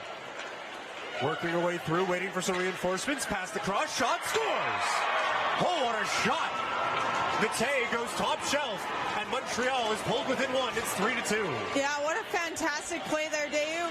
Coming through the center, making sure that Calgary's paying attention to her, and Vitae coming right off the far wing, that left side, puts it bar down and in. You can't do much on that, on a shot like that. For Vitae, it's her 6th goal of the season. Continues a hot run for her after 6 points over the weekend. All of a sudden, we have a 1-goal hockey game again. In behind the goal to Vitae. Back to Poulin. Ambrose winding up for a one-timer. Pass was a bit off for that. She'll send it down to Hillary Knight. Pass to Ambrose, missed. And now Johnston trying to get a shorthanded break. Johnston down the left side. Waits, sends the pass across, and they score! I don't know if that pass made it all the way with Brianne Jenner. It does go into the back of the net. And a massive shorthanded goal for Calgary to start period number 3. It's 4-2. That was absolutely huge. They needed that puck to go in, and you're right, it didn't make it away across to Brianne Jenner. I think it went off Rougeau's stick, actually, as she tried to intercept that pass. And, you know, that, as a defenseman, what do? You have to take away that pass, and unfortunately it was a bad bounce that ended up in the back of their net. But, again, great job by Johnston and Jenner. You can just see that speed from Johnston. Her breakaway speed is incredible, and when she even has half a step on the defender, you're pretty much hooped. Up through the neutral zone, picked off by Gosling. She's going to cut back into her own end. Gosling sends it in front of her goal. They work it back across. Calgary gets it out, and that's going to do it. An impressive performance from the home side, winning game 1 of a crucial series here at Markham McVale. The Inferno take game 1 over Montreal 4-2 the final.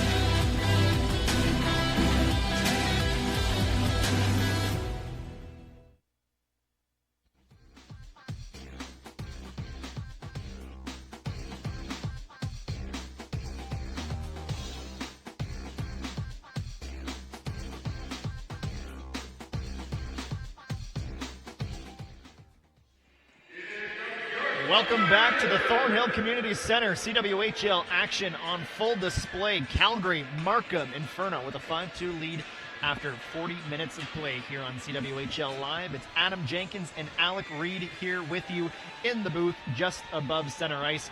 And Alec, before the break, you had a chance to speak with Brianne Jenner, who had Calgary's 5th goal of the game. And what I took from that interview is she mentioned leadership and how there's so many leaders on the team. And I think there's no better example of that fact than the fact that they lost their head coach on Thursday. She resigned from the team. So now they had 2 assistant coaches, fully capable coaches, mind you, behind the bench. But they haven't missed a step. They rally around together. They know their game plan. They know each other. And there's no weaknesses on this team. And I think the road to the Clarkson Cup is going to go through the Calgary Inferno this year. Exactly. That's exactly it. And I think the biggest factor is that they know how talented they are and they know the leadership group they have. So yes, it's unfortunate when your head coach steps down after one season, especially, and you want to build that relationship with your coach, but building as a team together is what is going to grow this team and push them towards the Clarkson Cup. When you talk about leaders like Rebecca Johnston and Brianne Jenner, these players who are going to carry this team, both literally and figuratively almost, to their success, it's no more evident than what we've seen tonight. Rebecca Johnston with 1 goal on the board, potentially 2, as we both thought it was her goal, and a 5-point weekend from Brianne Jenner is just remarkable when you consider the circumstances that happened this week. So Markham down 3, needs an early goal to start the momentum. Only getting outshot by 3 after 2 periods, 22-19 in favor of the Inferno. And Calgary comes into this game not having lost in regulation since their season opener against Montreal. They have points in 12 straight games. They only lost that shootout loss last Saturday, when these Markham Thunder took them down in extra time. What a big win that will be for Markham if this game ends the way it is. Being able to take one win away from a 4-point swing against the top team in the league may not seem like much, but Calgary's been rolling through everybody, so that win may prove crucial during the playoff push near the end of the season.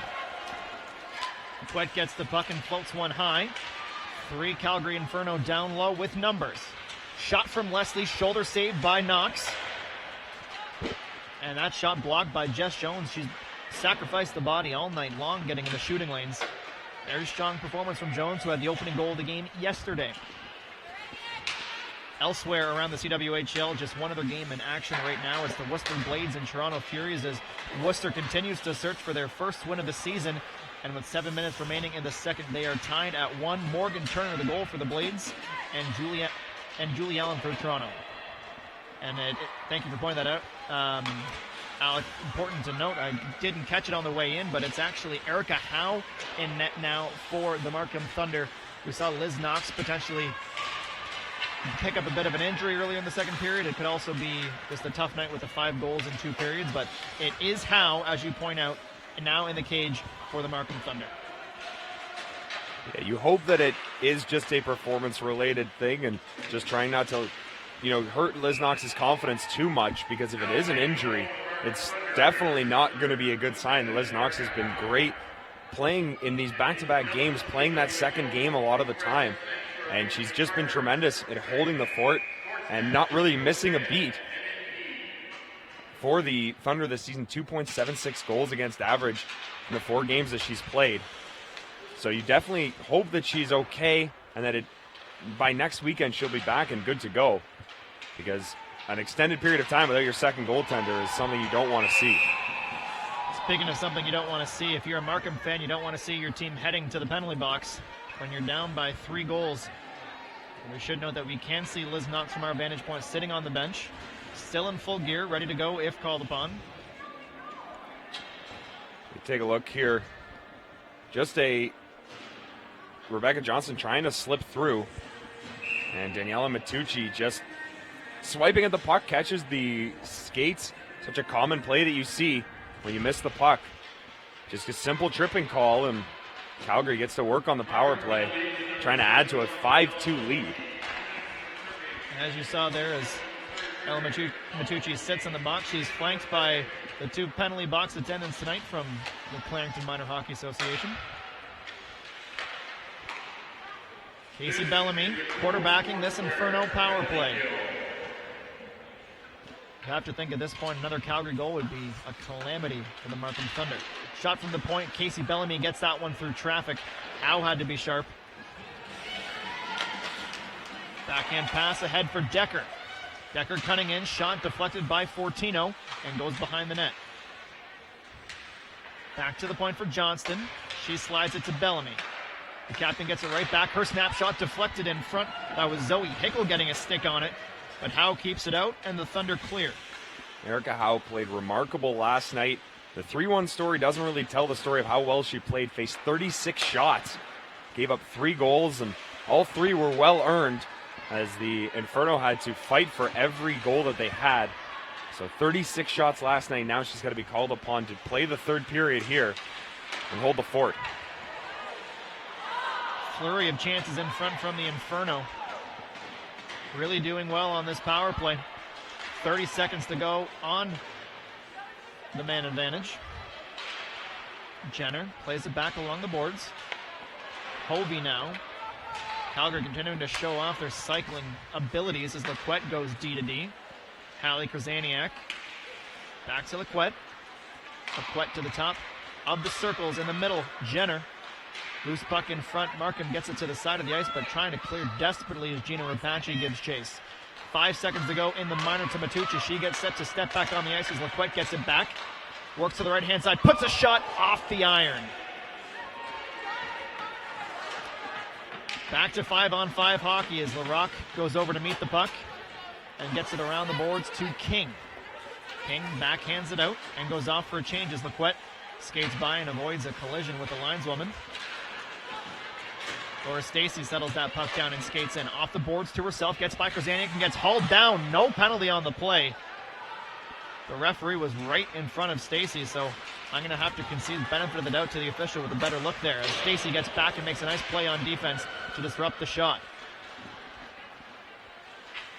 Laura Stacey, known for her offense, but hustling back there, coming all the way back, laying out, stopping that Willoughby opportunity. Just getting a stick on it, diving there, so trying to will this team back in. Great effort from Laura Stacey on both ends of the ice. And that's when the one benefit of not getting the call your way is that gives you that little bit of fire to play with. Grit your teeth and create something either on offense or on defense. And that's exactly what she did. Box circle net, back in, leaves in front of the slot, loose puck in front. Rigsby finally smothers, and a Thunder player falls hard to the ice. Looks like it was Fortino who went in hard towards Rigsby. This play there, getting the puck to the net from the Thunder, just trying to jam away at it. But Alex Rigsby standing tall. So we saw Fortino, Forfar both in there trying to get a chance at it. But just like they've had all night tonight, just haven't been able to capitalize on those great opportunities in the slot. Calgary clears the zone. Johnston picks up the loose puck and skates it back into her own end before starting back up the ice. Head up, she makes her way through the middle, cuts to the right side on the backhand, shielding the puck, leaves it for Decker, but it's poked away by Webster. Skating it ahead is Webster. She's met by Hickle, but able to find Forfar. Forfar in all by herself as her teammates were changing. She throws a shot towards goal, right into the trapper of Rigsby. Calgary really locking it down here defensively in this third period, and just playing defense by playing offense, keeping the puck in the Markham zone, and every chance that Markham has to bring it out is quickly cycled and dumped back in. Calgary just doing a great job of maintaining that offensive pressure. And sometimes the best defense is a good offense, and Calgary proving that right now. Johnston dancing her way down to the Markham zone, stops up, spins, has a look, and finds her intended target at the point. Shot from Bellamy is picked up the rebound by McParland, but she loses the puck, and Hickle in control now. Worked on by Matucci. As a few Inferno players dart to the bench. Centering pass in front for Gosling, and she buries the one-timer. Howe came out to chase, but she had all kinds of net to shoot at, and she did not miss from there. That's the 6th goal of the game for the Calgary Inferno. 6-2 your score. Great creativity there from Rebecca Johnston behind the net. Great feed, just finding that seam. That's one of those passes that you don't want to miss on. but it's just a great backhand chance, finding it out front.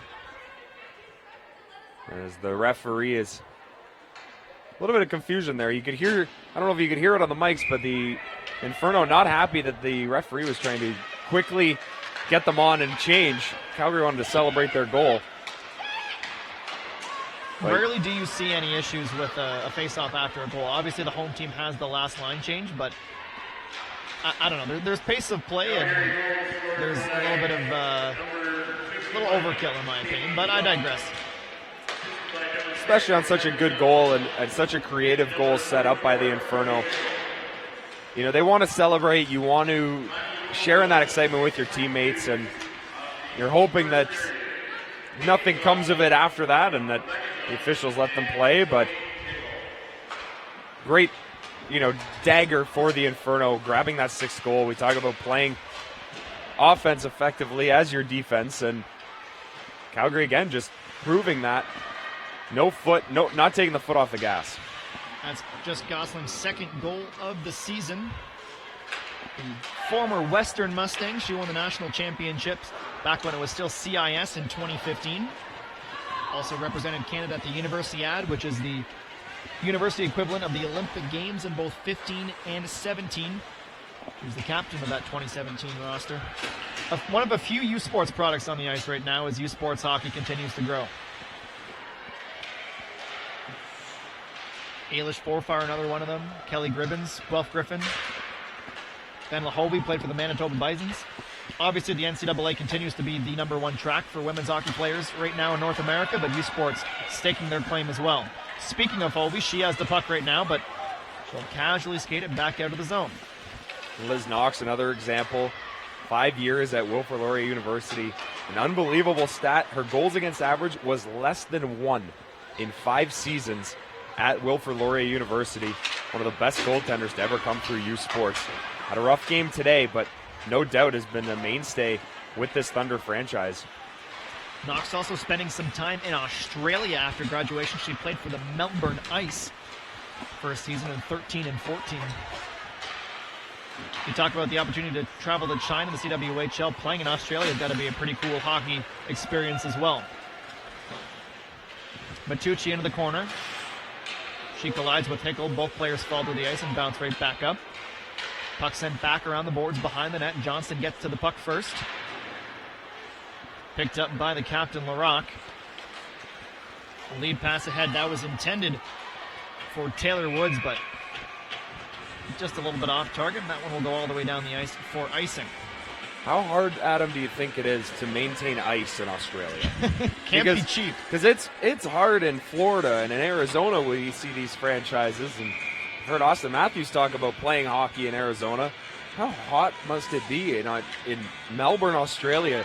And how expensive it must be to cool the rink down to keep the ice frozen. And just on a personal note, I actually had a friend of mine travel to Australia for a year for school, and she was playing pickup every day, seemingly, or every other day. Wow. And I don't even remember what town she was in Australia. It wasn't a big one by any means, but there's ice there, clearly. And a nice goal from the Inferno. That's the 7th, courtesy of Brianna Decker. Just the speed of this Decker-Johnston line, creating again. Speed with the puck, creativity with the puck. Brianna Decker showing no fear, just blowing by Matucci. And this is often what you see. Sometimes players, when they take the puck to the net, try to go around and outweight the goalie. But good heads-up play by Decker, seeing Larocque come down, knowing that she had to go short side. Just catching Erica Howe coming off the post a little bit, tucks that one in. So a 7th goal on the board. And after a great first period where, Adam, you and I thought that Markham was really out in the forefront and had a great period, really pushed the pace to the Inferno. It's all just fallen downhill since then. And a reminder, you can connect with the CWHL and other fans by following them at the CWHL on Twitter, Instagram, and Facebook. And make sure you tweet us at the CWHL. We'll try to get to some of those Twitter shoutouts in the broadcast. Time permitting, of course. They also have to give us the password to the account to access those tweets. Hashtag CWHL as well. Leslie ahead for the Inferno, skating into the Markham zone. Loses the puck, but gets it back behind the goal line. Plays it in front. Murray She throws a shot towards target, and Howe has to be quick to follow on that one. This is almost a worst-case scenario for Markham as well. When you talk about giving up 5 goals through 2 periods, Liz Knox has to come out of the game. You put Erica Howe in and quickly give up 2 more. For how great Erica Howe played last game, thinking she was going to get the night off and now has to play here and gives up 2 goals. You're hoping that, she doesn't shake her confidence too much. She's been a rock for them and played very well for them in the now 10 games that she's played this season. So you're hoping that it doesn't shake her confidence too much, as down the stretch they're going to need her to be very solid in the back end as they push for that 3rd playoff spot. Across the GTA in the other CWHL game this afternoon, the Toronto Furies now up 3-2 on the Worcester Blades in the second intermission. A goal from Natalie Spooner, the captain of the Furies, with less than 20 seconds to go in the period, has given them the lead. Fox skates in for Markham. Her shot goes off the shin pad of Tori Hickel, who got down to get in the passing lane. Calgary can't clear at first, but a nice play, second effort from Kelly Murray as Woodward skates ahead. Larocque playing with a bit of anger to her game, and that's not the type of person you want to frustrate, because she has that 6th gear that she can engage whenever she feels like it, and a little shot here there is one of the reasons you're going to get that. And she hasn't been the only Markham player who's had a little bit of anger and frustration. I noticed an earlier shift, Brianne Jenner was talking back and forth with Laura Stacey, and Stacey was not happy with whatever Brianne Jenner was saying, as the frustration starting to boil over here for the Thunder. Once again, Calgary making their way into the zone. It's Jenner, poked away though by Bozek. Puck bobbled, finally gloved down by Erica Crum, another player who hasn't seen a ton of ice this weekend. Getting some opportunities now with a 5-goal cushion and 8 minutes to play here in the 3rd, but a 3-on-1 for the Thunder. Shot from Webster, easily tracked down by Rigsby. And if you're the Thunder, it's got to you have to treat this as a fresh game. You have to play the rest of this 3rd period as if it's a brand new game, as if it's 0-0. And I know that's cliche, and that's what the coaches say all the time, but you don't want to let your frustration boil over and do anything that's going to hurt your team. You don't want to take a bad penalty. You don't want to try to take a slashing penalty just because you're frustrated. You want to play this game out, work on what you can work on, control what you can control, work on your offensive game, work on your defensive game, and just clean it up for next week, because it hasn't been a successful night tonight. Johnson and Larocque collide, and both a little bit stunned by that collision. That was a hard-hitting collision as McParlin weaves her way through and gets hauled down, and that will give the Thunder a power play. This is what we were talking about. Now the frustration's boiling over, and as you can see, Johnston going over to talk to the official. As Larocque stepping up and looks very incidental. I think both players were just trying to go the same way and collided. But physical game, and hockey is a fast sport, and sometimes these things happen. So I think that's a good non-call from the officials, as both players were both reaching for the puck and just collided. It is Lequette who will sit for the Inferno. Lequette, obviously a historic Canadian women's hockey player, the first First Nations woman to make the Canadian women's national team, and she fits so perfectly in on this Inferno roster. She can do everything, plays solid on defense, but can also create on offense and give you a bit of grit to your game as well. And that was one of those penalties that you're sort of okay with. Jenna McParlin was almost through, and Lequette just hauled her down, doing everything you can to prevent a goal. That's one that you're going to take, especially when you have killed off all the penalties that he killed off tonight. Larocque gets it over to Bach, who choked down on the stick to corral that puck. Fortino now with the shot, loose for a moment. And Sticks were ready to pounce on that loose puck in the slot, but Rigsby recovers in time. Next week, the Markham Thunder will be hosting the Worcester Blades. 7:30 puck drop here at the Thornhill Community Center for their weekend series. And these two teams will meet again in just a few weeks' time when Calgary returns to the Greater Toronto Area on January 5th and 6th. They'll be a part of the CWHL weekend on Sportsnet. The game that will be airing nationally on Sportsnet will be the Sunday game 1:30 Eastern puck drop, that game taking place at the Centennial Community Center. Head to the Thunder's website for ticket information. Minute 10 to go on the power play for the Markham Thunder. And one of their better chances just mitigated there by Kelly Murray, who sacrificed the body and chased Fortino deep back into her own zone.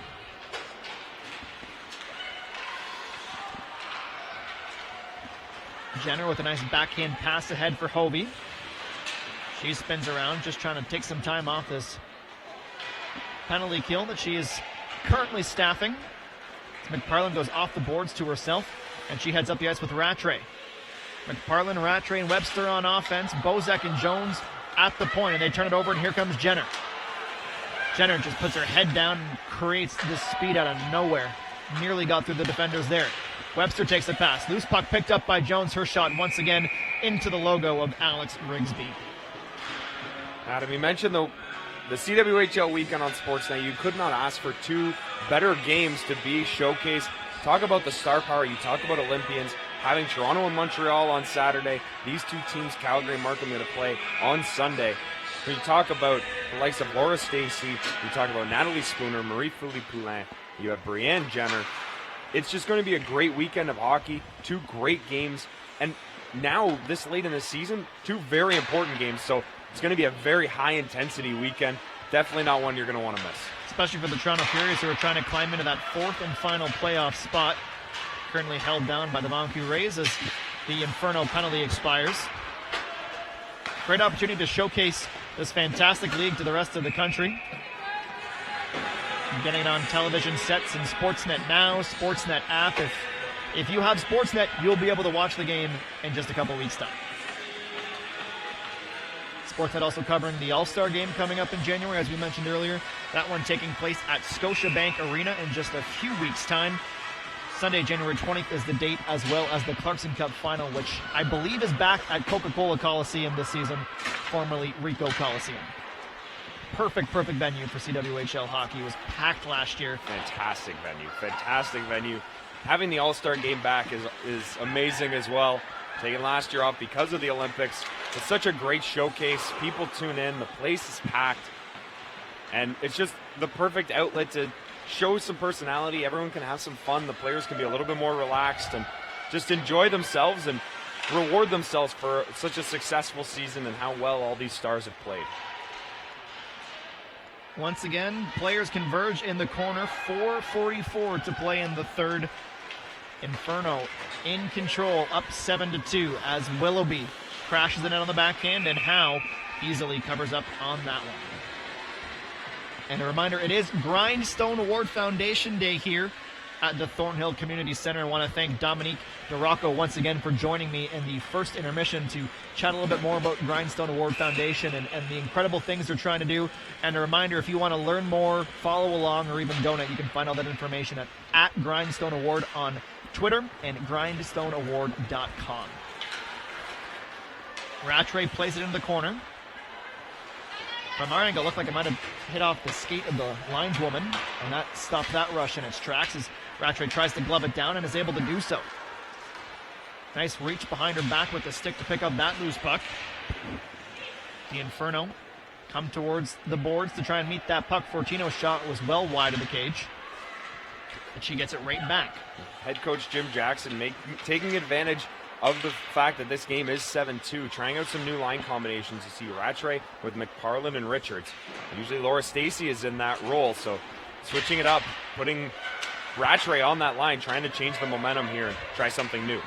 Rattray on the left wing side from the face-off dot, just wide of the cage as the Markham defenders get in a quick change. Bach on the ice. That puck was bouncing and rolled off her stick, but McParlin's there to recover. Laquette plays it back to the point, and once again Calgary starts up. Johnston, Hickel, and Decker on the ice for Calgary as Johnson cuts towards the net. But a nice job from Howe to seal off the bottom portion of the net. Both teams sort of just playing out the stretch here. You can sort of sense the effort is there. Both teams just trying not to do anything to put themselves in compromising situations and finish this game on a high note. Stacy fans on the shot. Bach again with a backhand that once again almost found Twine, but Rigsby got the glove up in time. Jones flips it back to LaRocque at the point, fakes the slap shot, goes down low. Jones off the blocker, and Rigsby recovers to smother it behind the goal line. And some frustration from Markham after the whistle there. There's another new line, as you can see, Jones with Bach and Stacy, moving Laura Stacy to the wing, something that she has not done very often this year, getting a chance to play on the outside. And we see another new line of Webster, Forfar, and Brown coming out. So head coach Jim Jackson for the Markham Thunder taking advantage of this game, trying some new line combinations, something that you don't usually get to practice in a game. We hear about people switching up line combinations in practice, but when you get a chance to use it in a live game against an opponent and really get a feel for it in full speed, it's definitely a huge advantage. While you don't want to be down 7-2 when you're doing that, you'd rather be up 7-2 and mixing up line combinations. Jim Jackson doing a great job taking advantage of a negative situation.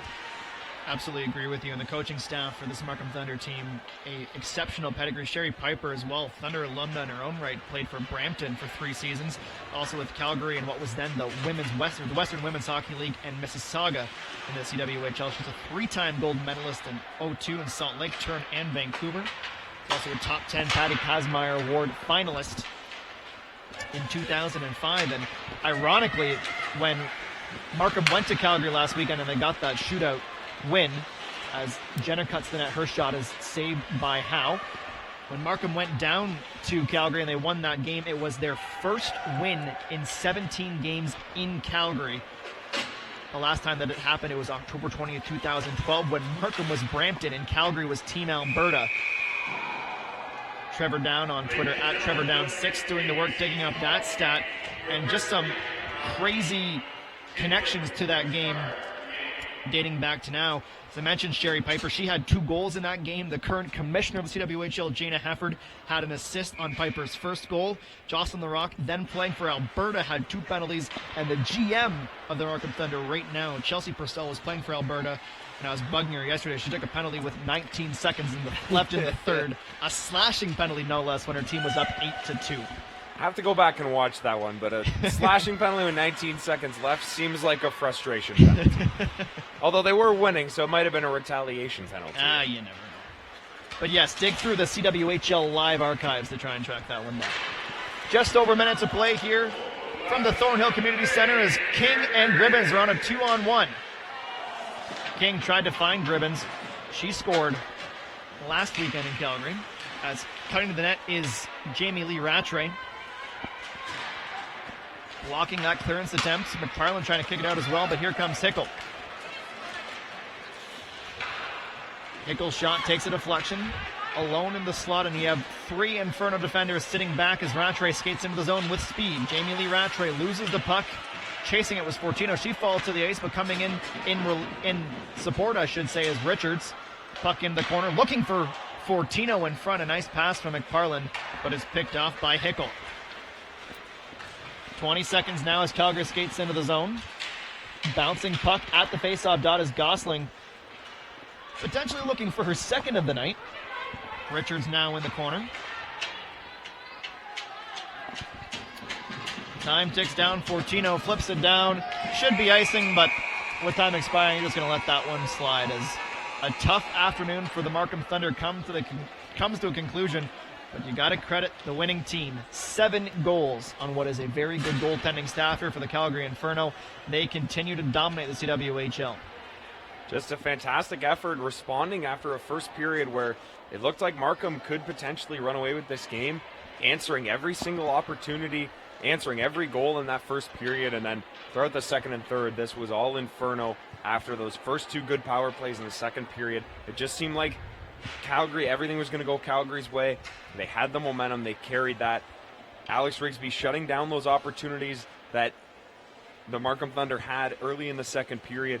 And then after that, they just rolled. So a great job by the Inferno, weathering the storm that was started by the Markham Thunder and just dominating the game the rest of the game. The next CWHL live broadcast coming your way on Friday from Shenzhen, China, as Les Canadiens de Montréal travel to China for that one. It is a 7:30 p.m. China time start if you want to tune into that one. We'll be back here in Markham on January 26th when that very same Montreal team comes to town, and Montreal currently the second best team in the standings by points, but they're going to give Calgary a run for their money as Markham salutes the fans before heading off the ice, and Alec will get set to speak to the first star of the game tonight. And my goodness, who could you even decide to pick tonight? There are just so many options. Rigsby's certainly an option. She had a fantastic weekend. Rebecca Leslie, Rebecca Johnston. We've already spoken to Jenner, so I don't think she's going to want to come back and speak to us again, but we'll see who we're able to grab for you then. A reminder that the other game going on right now across the GTA at the MasterCard Center between the Toronto Furies and the Worcester Blades, who are in their first season in Worcester after moving over from Boston. In the second intermission, just getting set to start the third period. 3-2 the score in that one. Mentioned that Worcester will be here in Markham next weekend for a 2-game series. Next up for Calgary is a home game on the 15th on Saturday, a 7 p.m. Mountain Time puck drop start in that one. As the 3 stars are announced, Alex Rigsby, Rebecca Leslie, and finally the captain, Rebecca Johnston. So an Inferno sweep as Rebecca Johnston gets the first star honors today. So we'll have Rebecca Johnston come on over after the photo op. Just want to thank the entire Calgary Inferno staff as well as the Markham Thunder staff for their help in supporting these broadcasts and getting the information our way to ensure everything is correct, factual, and entertaining. We hope you enjoyed it as much as we did. And Rebecca Johnston just getting set to speak with Alex. She had a fantastic game. The recently minted captain of the Calgary Inferno, tonight's first star. She's standing by with Alec. Joined now by the first star of the game, Rebecca Johnston. And Rebecca, just a tremendous second and third period from your team. What was the biggest key to your success, and most notably your success having a multi-point night tonight? No, I think as a team we were playing really well. We were moving the puck close support, and we were just getting shots on net. And I think the last couple of games, that's really what we were trying to focus on, and I think we really did that this game. So taking all 4 points this weekend in Markham, now you have not lost in regulation since the very first game of the regular season. How has your team been able to keep rolling on this successful trip? I think we just take the momentum from this weekend. I thought we really had a great 2 games for us, so I think just taking that and using that momentum for our last 2 games before our Christmas break. Now you yourself are leading the league in goals so far this season. What have you sort of been able to contribute to your success being able to put the puck in the net? You know what, I think I'm just trying to get more pucks on net and just going to the net and using my speed, and I'm not really trying to focus on that. I'm just trying to do the right plays at the right time, and I think it's just been lucky and going in for me. All right, well, thank you so much for your time. Good luck the rest of the way, and congratulations on the win tonight. Thank you. Adam, back up to you. Thank you, Alec, and thank you, Rebecca Johnston, the Sudbury, Ontario native, a 2-time Clarkson Cup champion, well on her way to a 3rd. On behalf of the entire CWHL crew, myself, Adam Jenkins, my color commentator, Alec Reed, producer and director, Steve Mitchell, and the rest of us here from Thornhill, we want to thank you for tuning in. 7-2, the Calgary Inferno win to sweep the weekend series. That's the story from Markham. Thanks for watching.